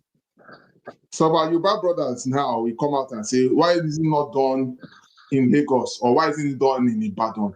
Or some of our brothers in the north, we say, why don't they put that infrastructure in Jos? Or put it in Kaduna? Or maybe put it in Mina? You know, whether people like it or not, from inside, from reliable source, the reason why Ajapita Steel is not working today is because of tribalism. I will tell you for free. What happened? Because the time it was working, with due respect to our northern brothers, they were fine. They were somewhere complaining that, oh, they didn't recruit some people to put them into the office and all of that. So when they saw that, oh, they were doing more competence over region, the powers that be within the northern part of Nigeria vowed that, okay, if they don't want to put our people in, then this thing will not work. I can tell you that this is not them say, this is someone's narration. And then when you have this kind of narrative, you need to wonder, how are we moving as a country? You know, neither here or there, we need to know, the question now is, what are we doing differently? What are we doing differently to get to the next direction, right? You know, if we are going to go by the way of our forefathers, what our forefathers will be expecting from us, right, is to reform our thinking. Now, let us even concentrate on us as a people right now. What kind of African mindset do we really have? I'm not trying to brag here, but are you aware that there are most people here? I can beat my chest. I'm not trying to bash anybody, but most people here don't go to their villages. They don't even do any development in their own hometown. Let's start from there. What project have they really brought back? You see? But we are talking of let's do this, let's do this. A situation where everybody is running away from their home of nativity and expecting to go out there and think that's going to solve the problem. You are not going to go anywhere. And that's facts. If you have some people say, go to your village and even if some of them are even happen to be from a privileged like royal family, and say, okay, go back and let's see how they can turn this place into like a mini Dubai or something. They'll be countering and say village people will chase me away. And that's the kind of mindset most Nigerians have. So I think we need to really work on that. And face all the odds. You see, whether we like it or not, we'll keep on talking and talking and talking and talking. We have to do the barest minimum. And I know that, of course, too, there are so many Nigerians that are willing to make changes, irrespective of the odds of the government. What I mean, in terms of maybe if there are some infrastructural developments, maybe there are some dilapidated infrastructure, roads or whatever, and of course the government abandons them. There are people that want to do them, but of course they are being, they are being, there's a word for it. They are being encouraged, because some people in government will always want to ask them for an arm and a leg to be part of that project before that project is being done. So it's one of those indices, and that is why we're in this mess, unfortunately. So I'll stop here. I appreciate your submission. Femi. Oh, okay. So my submission, so as not to be repetitive, is that irrespective of how we feel, how emotional lead down we feel about happenings in Nigeria, I still feel things can be balanced. Let's not forget that one cannot necessarily throw away the baby with the bathwater. As it stands, as of this moment, it's still Nigeria. Whatever happens tomorrow, I do not know. Having said that, I believe every country, including the same America that we're complaining about, after all, New York City, against all odds, just elected someone that ordinarily will go against every single grain you can talk about. Not only is he a Muslim, he's also young, he's an immigrant, he's everything that the establishment fought against. Because a lot of people are also beginning to wake up to the fact that America itself is divided. Right. That's on one hand. On the other hand, taking it back home, I would repeat just for the sake of maybe just for the sake of it, that it is possible to walk and chew gum at the same time. Just because we have issues, which one cannot discount, because again, there's no nation, whether developed, even China has its own issues too. There's no nation that would say because they have problems, because of that, we cannot try to address other things. Now, for those who have an issue with the fact that we're discussing AI and not many people are interested, keep in mind, a lot of the inventions that you saw today, a lot of people did not believe in it. Now, I got the name of that guy I was trying to, I pointed out earlier, Ignatius, sorry, I had to go look for a link I had, Asabo. Ignatius was 21, 22 in 2021 when a Finnish company saw him on Facebook. They came to Nigeria and took him away. I remember one of the last ever interviews they made with Punch. I still have that link. He didn't speak about how Yoruba, Igbo, Hausa, or Lilanga, assuming he was from Zambia, as in Lingala, assuming he was from Zambia or whatever. He didn't speak about that. He spoke about how the government failed him, which is how governments and even corporate organizations and what have you fail a lot of Nigerians. Why I keep harping on this is that the world will not wait for us, for Nigeria. Even African countries are not waiting for Nigeria any longer to put our hearts together. And I am going to insist again that there are Nigerians, in spite of everything we're talking about, in spite of all the things that are happening in Nigeria, that are making headway because we just have to go with the flow.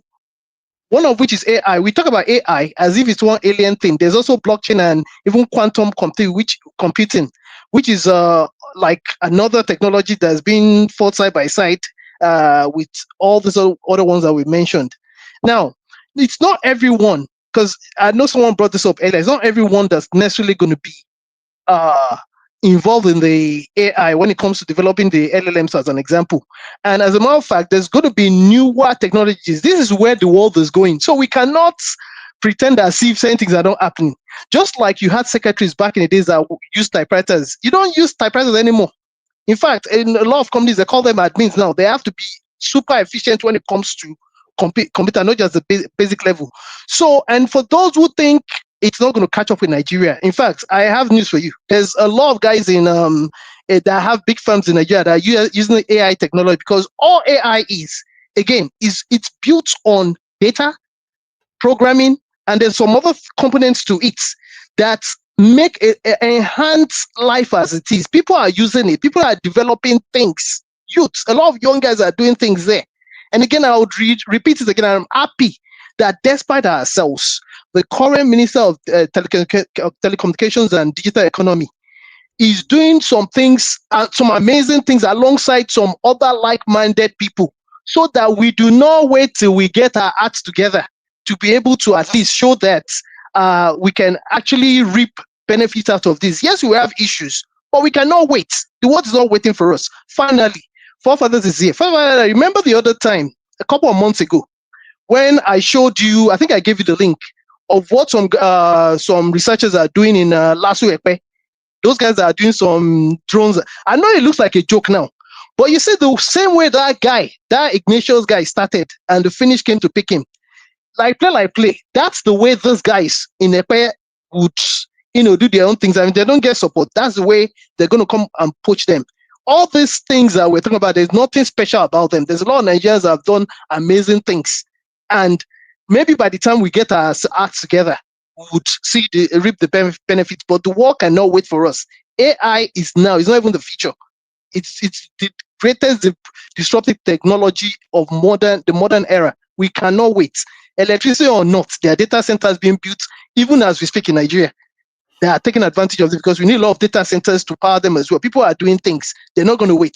Guys are cashing out. They are even working in collaboration with other people. Just go check out the Andela guys, Flutterwave, and a lot more that are in the pipeline. In fact, there's a lot of collaborations going on. I don't even know what we're talking about. Just because we do not know what's going on underneath does not mean that things are not happening. It doesn't mean that we're not going to reap the benefits. After all, there's a lot of ops in Nigeria. See, there's a lot going on. Let me just keep it that way. Let's not just think that we have to just pander to Nigeria is this, Nigeria is that. If I die today, the war will not stop, will not end. Thank you.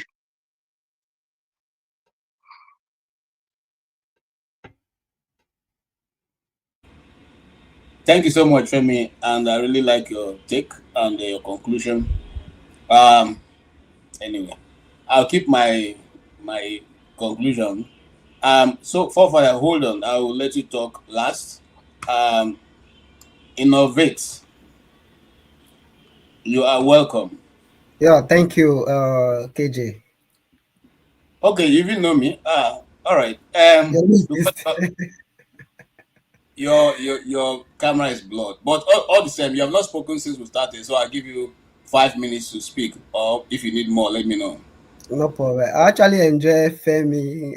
You literally take everything out of my mouth, so maybe I will shorten my own contribution a bit. I think like what some other persons have actually contributed and said regarding this ARV thing. There's a popular quote that standards are changing every day. The success of yesterday, if not improved upon, becomes tomorrow's failure. I heard people keep mentioning our forefather. Sorry, I have a little reservation regarding that, because our forefather, majority of them were there when we have cocoa, we have all this thing. They could not build underground trade, they could not build bridges and many others. In New York, it was men, forefather, that built all those underground trade and all of that, but I'm not going there. Regarding AI, but that does not take the fact that they have not done enough for us. They have actually done, as in setting the foundation, considering where they are coming from and the background in general. AI, as we have started the discussion earlier, I think whether we like it or not, is already here. Like I've said before, AI started long ago, not today. And we also need to ask, what is AI? AI is nothing but data. It's just some mathematical model and other technological thing put together. They use in training data, that learn patterns from those data.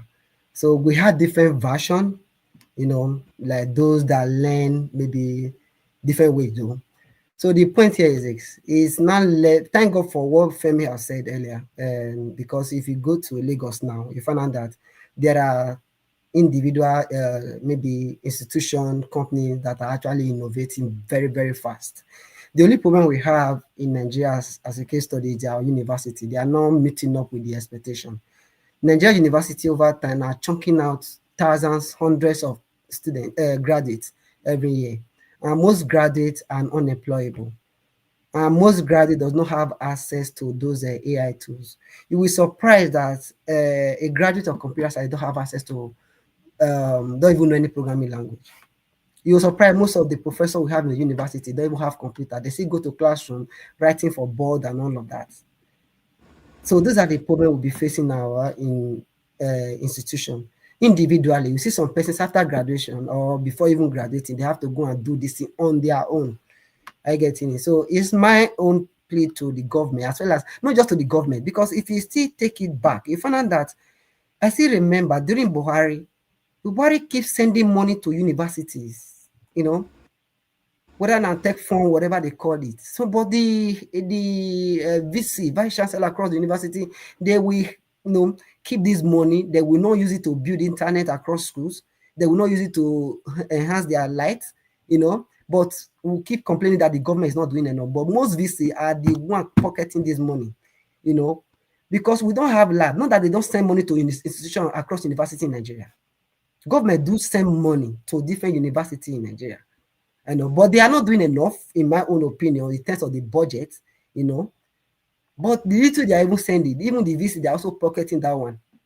In addition to this issue, you also, like I also mentioned the first program, the curriculum Nigeria is using is not that the content, or how will I put it, is not really outdated, because the so-called AI is the same mathematical function, whatever. We don't want to go into detail, that we are still using it tomorrow.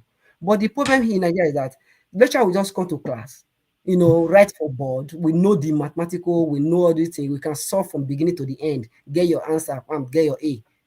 Exam, you write exam, you get your A. But they are not using it to do projects. So the more you enhance students to do project with all those tools, all the things you are learning, you will not find out that all the things we are just talking about here is actually nothing. When I mean nothing, in the sense that just things you or I already know, that they just put together. The only difference in AI technology or development is the light, is the data center, like Femi has mentioned. But thank God, we, like in my what I know about, actually we have one in South Africa. You will be surprised that for them to have data center like Amazon have one in South Africa, for them to have one, how come Nigeria, who is the giant Africa, does not even have one? They cannot come and build one there. Why? Because we lack this critical infrastructure. Today we are talking about insecurity ravaging the country, and we see a country who offer to come and even help us eradicate these terrorists.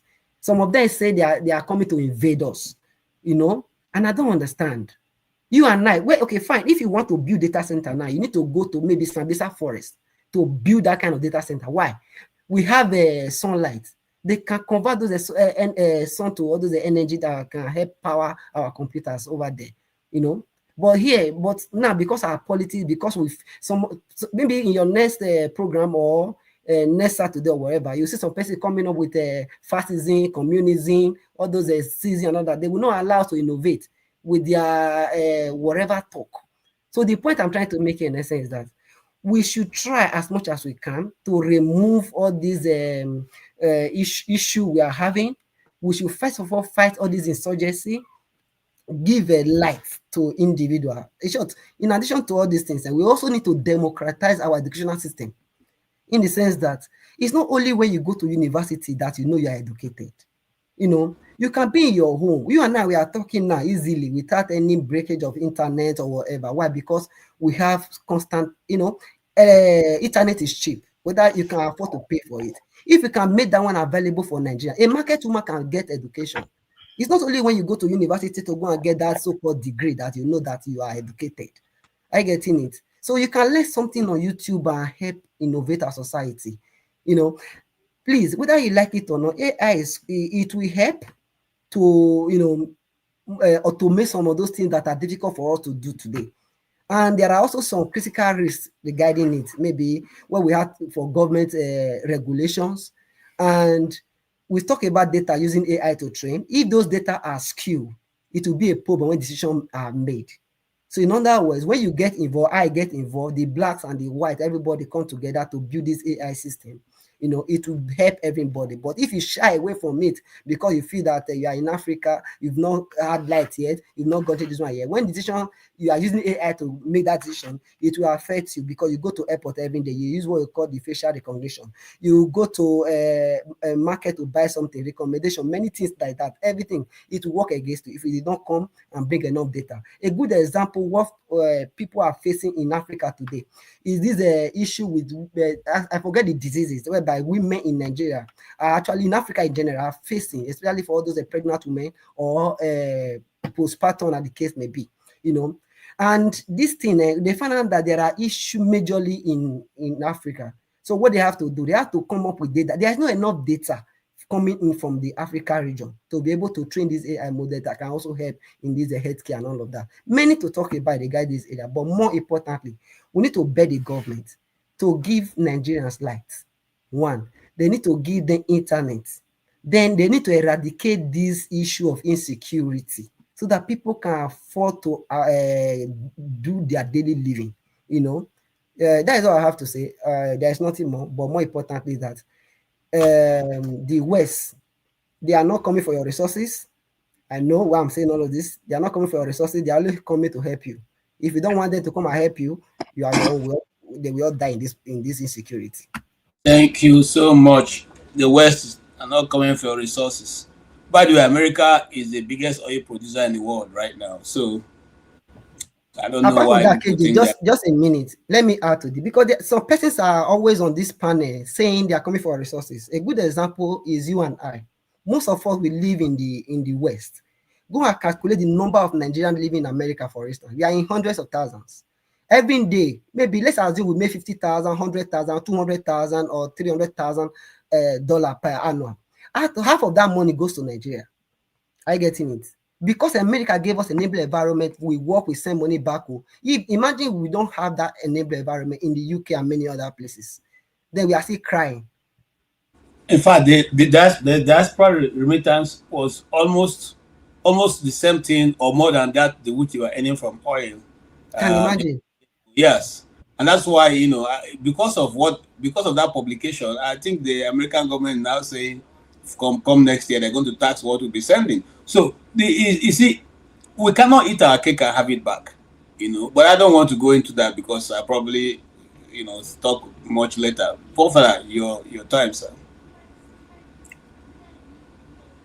Thank you for that. Oh goodness, it's crazy how people can be educated but still lack common critical thinking. And this is one of the areas I had a conversation with somebody with last week, that critical thinking is one of those areas that will be lost due to AI doing a lot of things for us. In other words, just like you don't remember people's phone number anymore because phones can hold the number for you, because AI answers a lot of questions for us, a lot of people are going to lose critical thinking. But clearly, the last conversation indicates that. Now, when somebody says, if your ancestors have the chance to redo their correct their mistakes, what would they do? Clearly, they will not repeat the same thing that they've done before. Divide against each other, fought against each other. They will see the white man as an existential threat, and they will deal with the white man the way he was supposed to be dealt with, because they will realize he was against every single one of them. They didn't know that then. That's the difference. And in terms of America coming to steal our wealth or not coming to steal our wealth, they're coming to steal your future.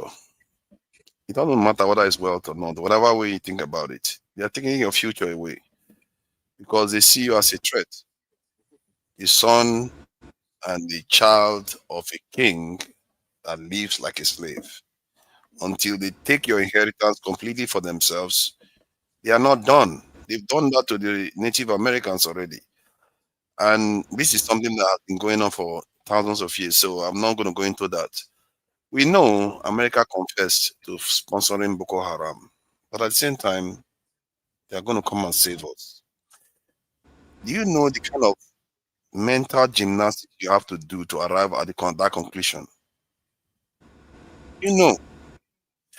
And for the life of me, our people, we seriously need to ask ourselves questions.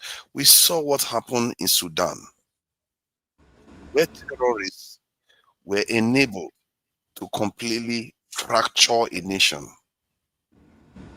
And some of those people that aided those terrorists, they thought they were doing the right thing. Look at Syria, the same thing. They tore their own land to pieces, and they are now a shadow of what they were. And what they thought they would have, they actually thought they would have the rubble, but the rubble is not even there. Israel has taken some part of their land on top of it. The shame of a people that devise against themselves, we see it all the time, but we can't seem to heal ourselves from it. Like I said, critical thinking You can have as much knowledge as you want. If it's not tied to critical thinking, it's just knowledge. That's why ideas are always greater than knowledge. And for me, I understand 100%. Like, if it's possible to be more than 100% logically, I would. Why people feel aggrieved by Nigeria. It's obvious. Nigeria is dysfunctional.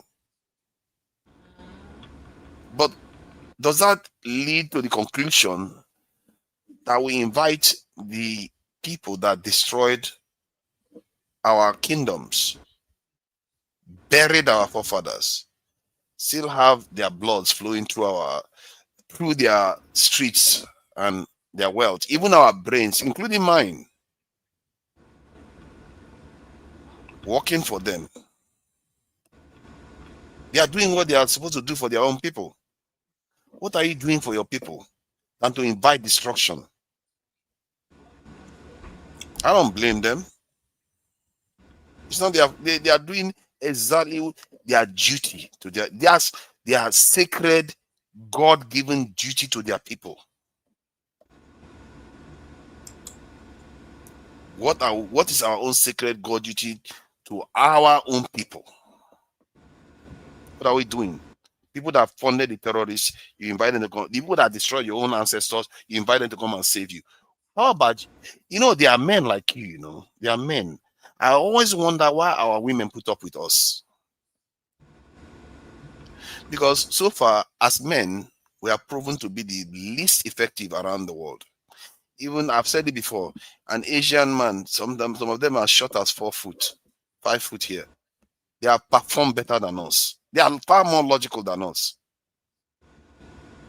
But then again, we can't give what we don't have. Like I said, those people that they handed power over to in Nigeria, they were never leaders. They were just workers. They were caretakers. We've never truly had leaders. Let's face it. We are not ready. What it takes to create leaders that protect their heritage, we've never truly built it. We've never had the experience. Maybe Trump might help us. Who knows? Because some people think that they are some kind of Secretary of Defense of America. You are going to tell America where to bomb and where not to bomb. Somewhere along the line, you seem to think you can tell them where to bomb and where not to bomb.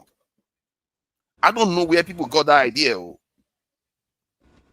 I really don't know what gave them the idea they can tell Trump where to bomb and where not to bomb. When they come, they bomb that Dangote refinery. What are you going to do? Are you going to cry? So I'm sure some of you will be happy. Because until you see your own heritage, your own people destroyed because you are so brainwashed so badly. And we are inviting internet. We are inviting everything. We live on people's, let's face it, we are living on their mercy. We are using their devices. We are going on their internet. There's a reason why Netanyahu was complaining the other day that they need to take control of TikTok. Because they know they control the minds of people with these things. And yet, if our people had critical thinking, would they not realize that, okay, maybe we shouldn't be putting our fellow Nigerians into these things? But why would you think like that? Because you've lost it already. You actually think that they're your friends. How can they be your friends? They have a duty to other people. They have a duty to themselves, not to you. You don't blame another woman for caring for their child, do you? It's common sense. But our people have so far removed from common sense lately. I don't understand it. They do what are you doing to care for your own future generation? You advocate for things you can't control. You can't control it. We know that already. History has suggested that when they went to Libya, they were going to save the Libyan people from Gaddafi. How did they manage to start bombing water plant that Gaddafi was designing for the country? An innovative water plant that would have given Libya a lot of fresh water, which they lacked. Why did they bomb that? Because they want to set the country back decades.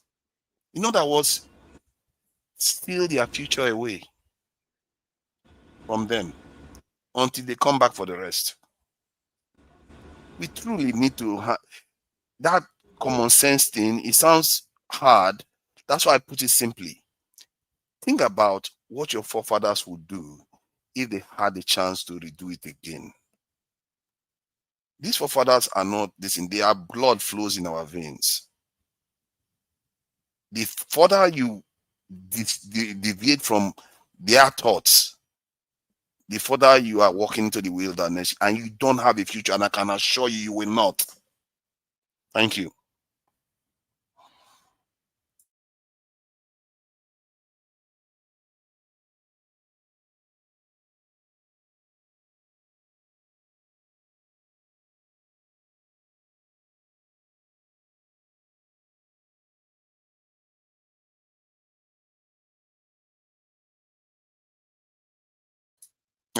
Is anybody? Oh, I think KJ is muted.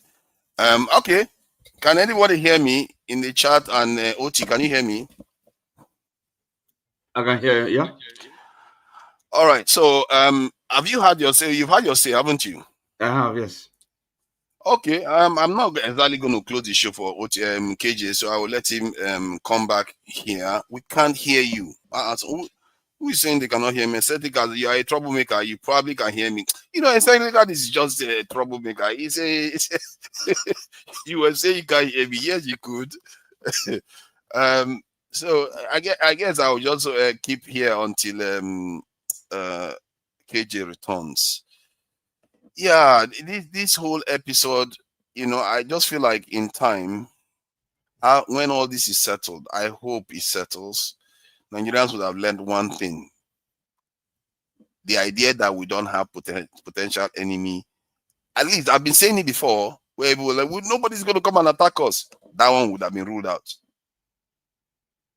How did I know that? Listen. So, to Nigeria, are you in support of terrorists? Listen, Prof. Listen. Prof, are you in support of terrorism in Nigeria? Sorry, okay, enough of it. Hold on. You see, if you are the one supporting terrorists, hold on. Sorry, let me just say something before you answer, Prof. So you see, Yahoo thesis really falls apart by the mere fact that if any superpower, if America wanted to attack Nigeria, they wouldn't need any excuse. I mean, really, what power, what defense do we have against them, against their machinations, against their, if like, insidious, oppressive power, to say nothing of the hard power. So what are you talking about? The idea that we don't need to invite them. Let me do two and fro. Let's do two and fro. We don't need to invite them, but the idea that let me go to and fro with you. If they wanted to talk. If they wanted to attack us, I think looking fine. Do you think they would need an excuse for that, a reason for that? So what's the point of the argument? They don't need an excuse, but they use one because they need it so that other people don't just say that is their policy to just come and attack anybody. But they could have used anything really. Okay, that's so it. and the thing, Forefather, if it's about our resources, just a minute. I never said anything about resources. I don't know why we keep talking about resources. What is it about then? What is it about? They know more. I think it's more about China, about that, and making sure Nigeria is kept in check. It boils down to resources. It's a competition, is it not? Yes, it's competition. And influence. Okay. Yes. It's not because they need it. Try to understand. It's not necessarily because they need the resources for themselves. Maybe to deny their enemy resources. If your enemy is looking for water to drink and they are choking, you want them to choke to death. That's what America is trying to do, trying to strangulate China one way or the other. Whether it hurts us or not, they don't care. It's about their interests. Like I said, that is their duty to protect their interests. Okay, you mean killing those terrorists in Nigeria is America's interest just because they just want to protect their interests? Oh, so you are the Secretary of Defense of America telling them what they are going to bomb. One. Okay, is any of your family members? Can I finish? Just a question. You can answer that together. Any of your family members live in IDP camp? Do Has I any look of your like family member be do I buried look like I'm by going to terrorists? start telling you anything about my personal life online? Maybe you should tell me your grandfather's name and your sister's this whereabouts. See, let me say this to you. If you are asking me a kind of question about whether I'm supporting terrorism, I'm 100% against terrorism. But remember, the people you support have confessed to funding the terrorists, and we know they fund terrorists. They've Who? confessed to it. The America fund Americans, terrorists. yes, Is that what you're yes, saying? yes. So the UK You didn't know illegal that. fund Hold terrorists. on, you didn't know that. Okay, UK Okay, illegal okay. fund No, terrorists. I asked you a question. You didn't know that. Innovate. No, please. I'm asking you. You see, you don't want to answer Hold question. on, You just want to. I don't know who you represent. You don't want to be truthful to people. Hold on. You want to be Hold on. truthful. We Answer have the gone question beyond. truthfully. No. We're not going If you there. want me to We answer, have I'm already ready. done. If KJ allow me. No. I'm not allowing anybody. We have done 3 hours, 20 minutes. So let's end it. We can come another time and deal with that issues. Nothing we do today that's going to, I don't know why my internet threw me out, but all the same, I thank you for that for solutions. I thank you also, Innovate, for coming. Today, I'm blessed. It's Eccentricals that was blessed me or blessed the channel with $5. That is very good because I'm not one of Eccentricals fans. So, or rather, he's not one of my fans. So, I don't know. He maybe he's having a change of mind. I no longer look to him like So I IPOB. appreciate. I appreciate. No. I'm IPOB. I don't. You see, I'm indigenous. I'm Igbo, and so I don't mind. Anybody can call me IPOB. It doesn't matter to me. At this moment in my life, I don't care what anybody thinks about me either. I'm not here for popularity. I'm not looking for popularity. I'm just simply speaking the truth of any situation, how I feel it and how I see it. I may not always satisfy people's desire, but that's my opinion and I hold title to it. I do not see why. You see, this is my conclusion, and I'll say this. From the beginning, AI is coming, but my fear is that why AI is coming, we are still dealing with mundane things like electricity, pipe-borne water, good road, school, governance. We have not even been able to get through with these things. The other day, I was reading what led to the first military coup in 1966. We're in 2025. Those things that those majors read out is still with us today. We still don't have drugs in the hospitals. We still don't have good roads. We still don't have pipe water. We still don't have electricity. We still don't even have corrupt-free politicians. It is in this government that we see that a politician can say, I bought Rolls Royce. Yes, so what? He's saying it and he's still in the office. It is in this politics that we see somebody say, yes, I own a house in Florida. It was gifted to me by my in-laws. Meanwhile, your in-laws don't even know, they've not even crossed Port Harcourt. Talk of all owning owning the money to give you to buy $2 million house in Florida. Are you kidding me? And he's still in the office. That is the situation we see ourselves. It's in this government we see that one man knows everything. He's the emperor of Abuja. He knows everything. Every other person is not telling the truth. Once it doesn't come from him, that is, you cannot be right. And no society, no matter what you price yourself to be, can survive that way. Nobody has a monopoly of knowledge or understanding. Not even if you are an elected official. Your position is not sacrosanct. It's not permanent. Okay? It's very transactional. Tomorrow you'll be out of the office. And that which you fear will follow you. The masses, or I hate to use the word, but the citizens that refuse to train today, there will definitely be a problem for your children and your children in the future.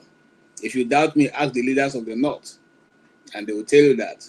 So, what am I trying to say in essence? I'm trying to say that we are yet to get through the mundane things of life before we begin to talk about building a nation. And that brings me to building a nation. If you want to build a nation, do you build a nation without justice and righteousness. I'm a Christian. The Bible says that God's throne only lands on righteousness and justice. If there's no righteousness, there's no justice, the throne of God cannot land in your land. It cannot be seated on your land. And that's why we are in Nigeria. Finally, the argument that America is coming to take our resources, I don't even know if, I shouldn't talk about that. You see, America never said they're going to come and bomb Nigeria. They know exactly what they want to do. They are coming for what? For terrorists. They know who the terrorists are. There's Senator Ted Cruz. By the way, people call him all kinds of names. Senator Ted Cruz, if you go read his history, he is one of the crack lawyers in America. He's very knowledgeable. In fact, most Americans praise him for his intelligence. But people whose Senate president can't even speak, he can't even call out figures of... Seriously, Ted Cruz? Yes. Ted Cruz is known for his intelligence. What are you saying? Come on. What They mock that said he came to the Senate to defend the rights of Israel, not America. Israel. That is what your leftist media says. He never said that. Tucker Carlson is of the right. Hold on. I watched that interview with Tucker Carlson. I watched it. He never said that. They spin it around, but that's not my issue. He's a lawyer. He's a well-recognized lawyer in America. Okay? He's an attorney. Well, a good one for that matter. In any case, you don't have to believe me. That's, for you to find out. Having said that, I don't think that if America now, even without insurgents, want to come into Nigeria and take all their resources, they can't do that. So let's not kid ourselves. Who is making the way for them to be there? It is you and I, your bad government, that will not accept justice and righteousness. It is your government who have refused to feed their people, allow people to be quiet every day in numbers. It is the people who have lost in Nigeria without war is more than the one that people are screaming about in Gaza. I agree with you, but in service to whom? Hold on. They are serving the same people you are inviting. These are undeniable facts. Hold on. No, it's a fact. I agree, but in service of whom? The government are serving the people you are inviting to destroy the country. No. That's a different. Who do you think Tinubu serves? That's another distraction digression. Please. It's a fact. Please. See, listen. And I said that again. We are the ones who have opened the door for the foreign people to come in. You have all the time, 15 years and counting. You know when they first shot the first massacre in Nigeria? Over 30 years now, we've been dealing with the issue of Fulani herdsmen in the north. The church was dealing with it quietly. So when people come and speak, they just speak as if it started yesterday. It didn't start yesterday. The riots in the north has continuously to expand out of. Remember when they wanted to do Miss Nigeria in Abuja? Do you know how many people died in the north? Over 2,000 people. Okay, because of the fact that they want Ben Bruce want to organize Miss World in Abuja. So how long shall we continue to play this hanky-panky? How long? How long shall we continue to have two sets of rules, one for certain people, one for the other? How long shall we continue to have two sets of constitution? Systems of laws. One called Sharia, one called the Constitution of the Federal Republic. How long? So we need to tell ourselves the truth. Do we want a nation? Yes. If we don't want a nation, let us all divide. And when we talk, people say Igbos are shouting. Why would we shout? See, now they're saying Igbos are the ones who went to invade America. How?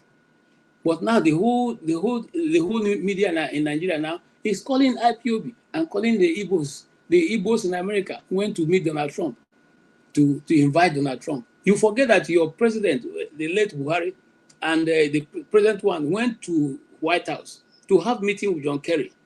And what was their presentation?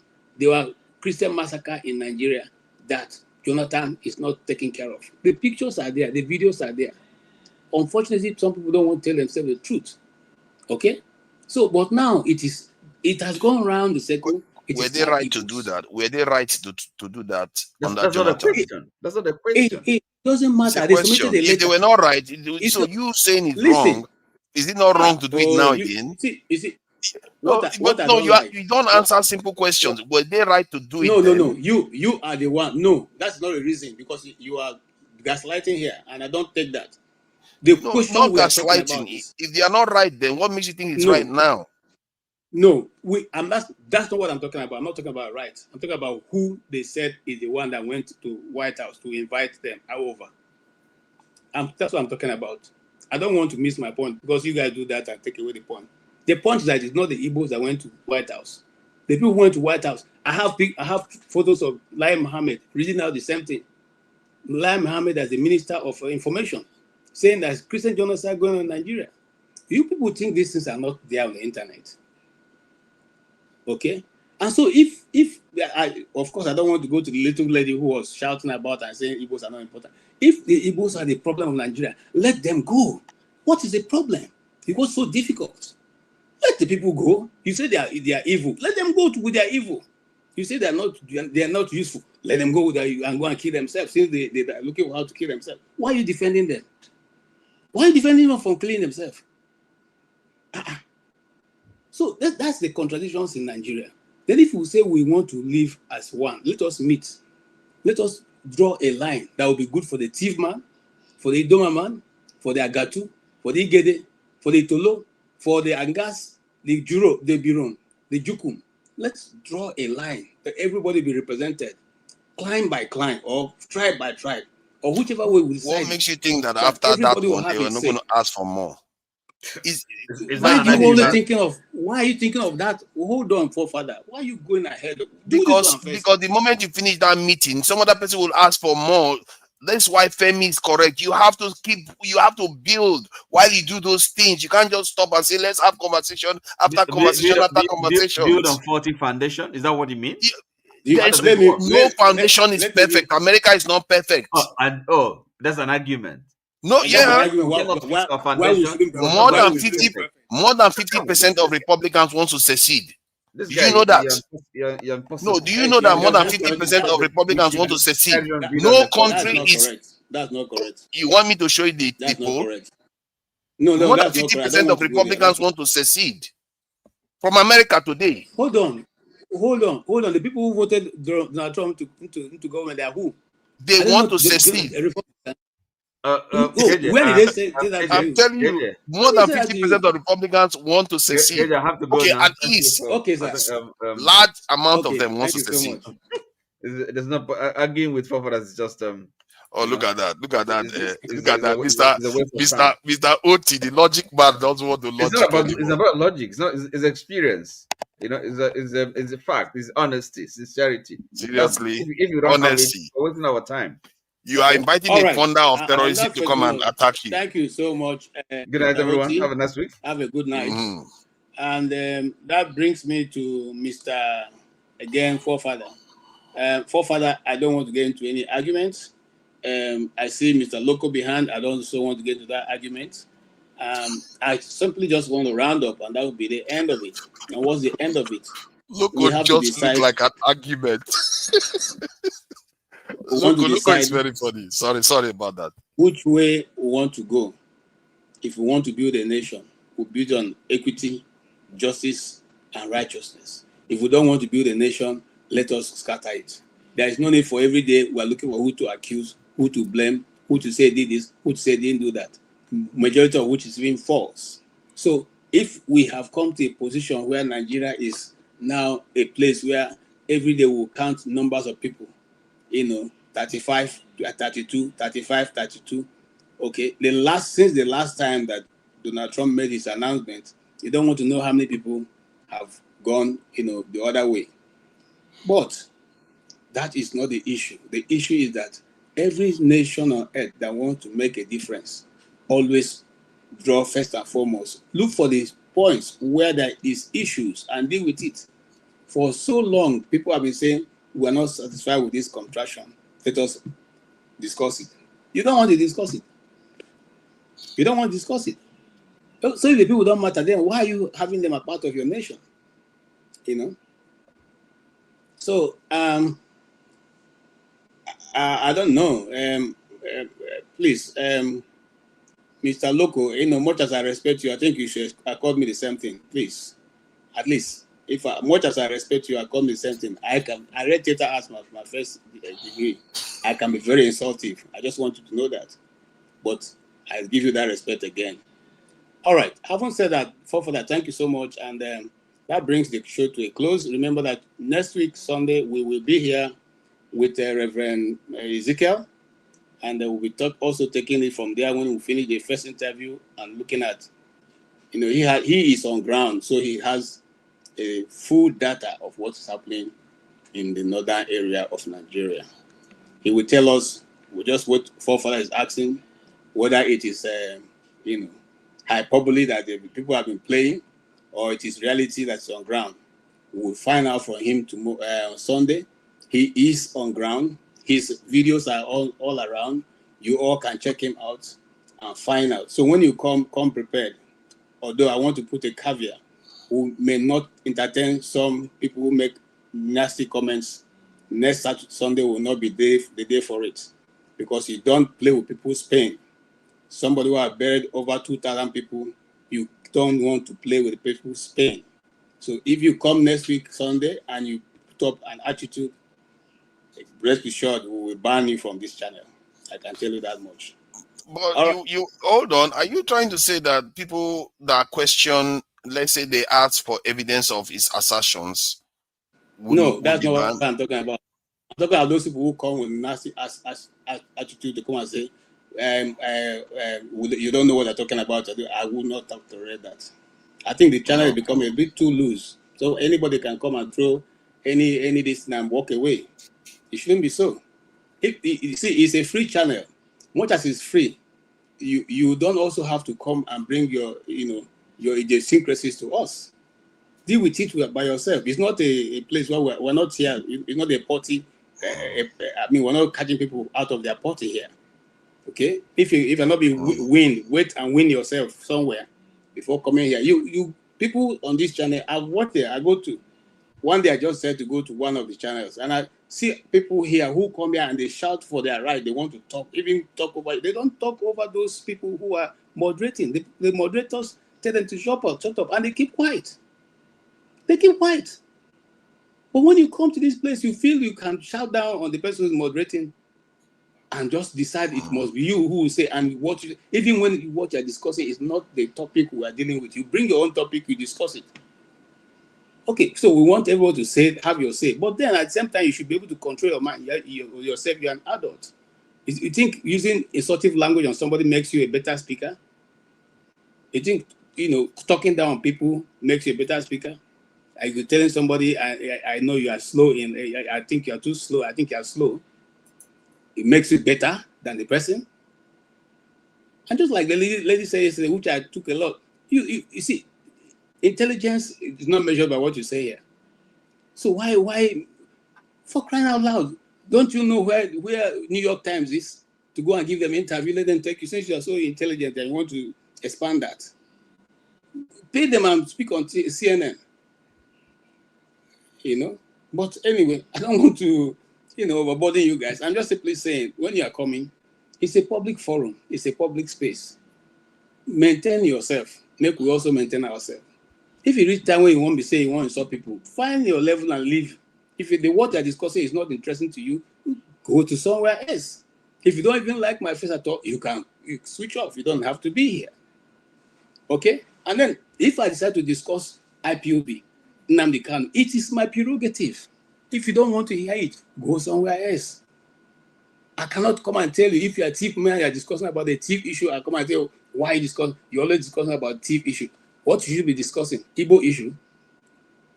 It's on this channel. Somebody was saying, why is Chimamanda always writing about Igbos? What should you be writing about? What is the Professor Wole Soyinka, what did he get it on? It's not on Yoruba culture and tradition. Did he write about the Igbos? I don't know how, when people, you see, but those who ask that question, to him, he was showing that he's knowledgeable. He's knowledgeable. Why is Chimamanda? They're always writing about Igbo. What in Igbo do now? What in? What did they do now? I beg you. So that's the pain, you know. If we want to build Nigeria, let's build it. You know, if we don't want to build Nigeria, let us sit down on the round table and shake hands and say goodbye. If we want to build, let's build it. And some people come here and say, go back to your state and go and build your state. I will show you pictures of Igbo land. Okay? And this program, I'm asking people to send it. I will show you videos of Igbo land. So you know that there's nowhere to build. We're already built up. Okay? So it's not about the fact that I'm looking forward to develop. Well, we're fully developed. Fully. So, sorry, that's my own personality. It's not part of this program. But I just wanted to say that. And let us try as much as possible to control our emotions, ourselves when we come. It's not that it's a platform where people just come and trade insult at one another. None of us here speaking will change Nigeria tomorrow. We've been speaking on this panel now for how many years now? It has not changed. So why do we have to come and insult each other so much so that we can no longer be able to even speak to one another? There's no need for it. That's my take. And I just want to give diaspora support 1 second. Just say hello and goodbye. You don't need. Why would you do that? 1 second to say hello and goodbye. Would there be any need? After you don't insult me, finish. Tell me, say I be arguments and that. Why would you say that?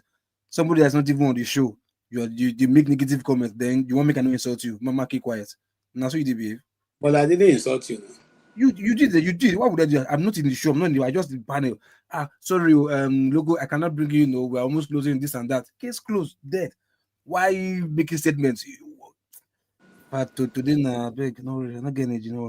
Hello, okay, everybody. So, how you all doing? Have a wonderful day. Peace out, guys. So you see it now. Hey, Nigeria, we very. No, sometimes look, see, bro. Let me tell you something. Let me tell you there. Try to understand people. Sometimes just try to understand people. You understand? If somebody say things, yeah, bro, they're seeing from their own lens. Everybody must not see it from your lens first. Nobody can even see from anybody's lens. You understand? So, probably that way, fine. There's several times, even this guy, Bubumri said it, like, we sometimes we argue and agree later on. It doesn't mean we agree with our friends. Okay. There's definitely be a meeting point. But your own, if somebody come from one lens, no, it's anything against you, against you. Why? No. Wait, if you see me one-on-one and notice that I know or things that I do or things people that I hang out with, you will be shocked. But the internet, so anybody can be anybody on net. So you are free to accuse anybody who they are. But when you don't know anybody one-on-one, don't accuse them on anything first because you don't know. Like tell me say somebody hates Igbo. At what? Why? Hate you on so if I hate you, I will not be rich. Or if I hate you, my life will not be better than your life. I don't understand. So how does that come? It's not nice. How does that come in? It's not nice. I know because on the Philippines now, okay, you are talking about like Igbo, whatever that. I was in the background. So I don't want to bring a local in because I don't want to argue and this and that. Then you will continue. Then you now switch from there to Chimamanda writing book. Why do people hate Igbo? This and that. So you're like, man, what the fuck is all this? Where did this come from? You understand? I'm at the background. If you cannot bring me in because we want to close, say that. It has been happened several times. Any weapon did not fall. You get my point? But as if no, you don't want to bring me in because you don't want me to argue with you. That means you don't get biased already, which is not nice. And on a very good day, this show belongs to somebody else. Fine, you can contribute to control, but put it in mind that this show, even if it's your own, you've already put out a show that this is a public, open show for every dick and Harry, everybody. But just come and be respectful and be civil, period. But now you now have something that doesn't belong to you now. You are now putting an embargo on some people. No, I don't want you to come here. How will you feel if I took something that belongs? I'm driving a car that is not my own. I'm the one choosing who to carry and not to carry. Meanwhile, the motor is not my own. For my part, you go laugh at me and say, look, this woman, you use motor pose, motor will not get the pose. You will laugh at me now. So that's how it is. Just okay. So let me tell you something. You have spoken what you want to say. Okay. Yes, I don't own the channel, but I'm the one running it now. I'm the one moderating it. So at least I have ownership of what I'm moderating right now. And I Hold on, sir. Hold on. You own the sanity. You are talking. You own the sanity. Hold on. You own the sanity of the show. Talking. But not to listen ban to you. anybody. See, that is always the problem. You are speaking. I kept quiet and listened to you. Now I want to speak. You are speaking over me. Okay? You are speaking over me.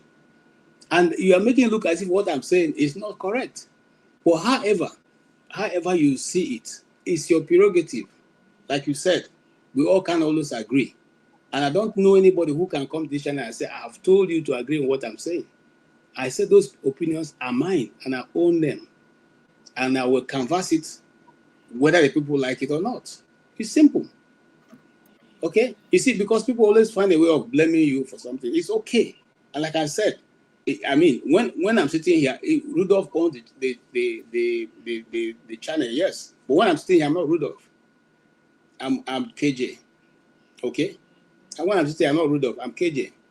So that's what I want to say. And if I'm handling a program, I don't want anybody to come here and insult people. Simple. Fair enough. That is the sanity of the show that I want you to own. You get my point? No. You say no because this person argues or doesn't agree with you. That you want to ban the person or this and that. That is where I don't agree with you. You understand? Like I said, everybody has a no. I respect your view, but please don't try to tell me what to do. Please. I'm not telling you what to do. Look, so everybody can do what I do. If I have the right to tell you that you are wrong. You get my point? Listen, I can tell you that you are wrong. If I get into the program and I feel they are being disruptive, I can stop you.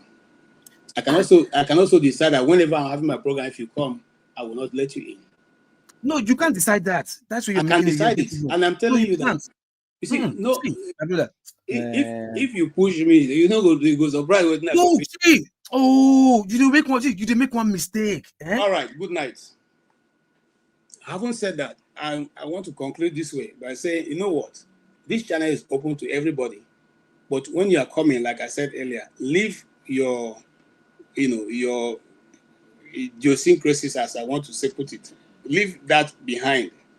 Come and let's discuss. If you have an idea, let's canvass it. We can agree, we can also agree to disagree. But let us not insult each other. I make my point very clear again. I will not sit here and you come, you're either insulting somebody in the panel or insulting somebody on the... I will not take it any longer. It's as simple as short. If you are coming, come. Keep your rudeness out. Okay? Keep yourself, control yourself. This is a mature channel. It's not for people who are still playing children. That's simple. Every channel has its own rules. Okay? You cannot come and you're insulting people and talking down people and telling them they are slow in understanding and all that. They are ignorant and all of you are ignorant. What, how? If you feel you know so much, start a channel and then see how it goes. Or if you even don't want to start your channel, apply to Rudolph. Say you want to be a panelist. We'll open the space for you. So you can come and talk to people the way you want and invite your own guests and insult them if that's what you want. But if you are not going to do that when it's your own guests, or when you go to other channels, you don't go there and insult the people. What makes you think you should come here and insult people? What makes you think? If you think this channel, the person sitting here, KJ, is pro-Igbo, is always doing Igbo things, then when you see me, don't sign up because I'm going to talk about the Igbos. I said this many times before. You can't take that away from me. Okay? You can't take that away from me. I will discuss the current affairs as much as it concerns me and my tribe. You know, I will talk about it. Having said that, next week we'll say we're going to talk about what is going on in the Middle Belt. If you think it's too emotional for you, don't come in. It's as simple and short. Having said that, have a good night, everybody.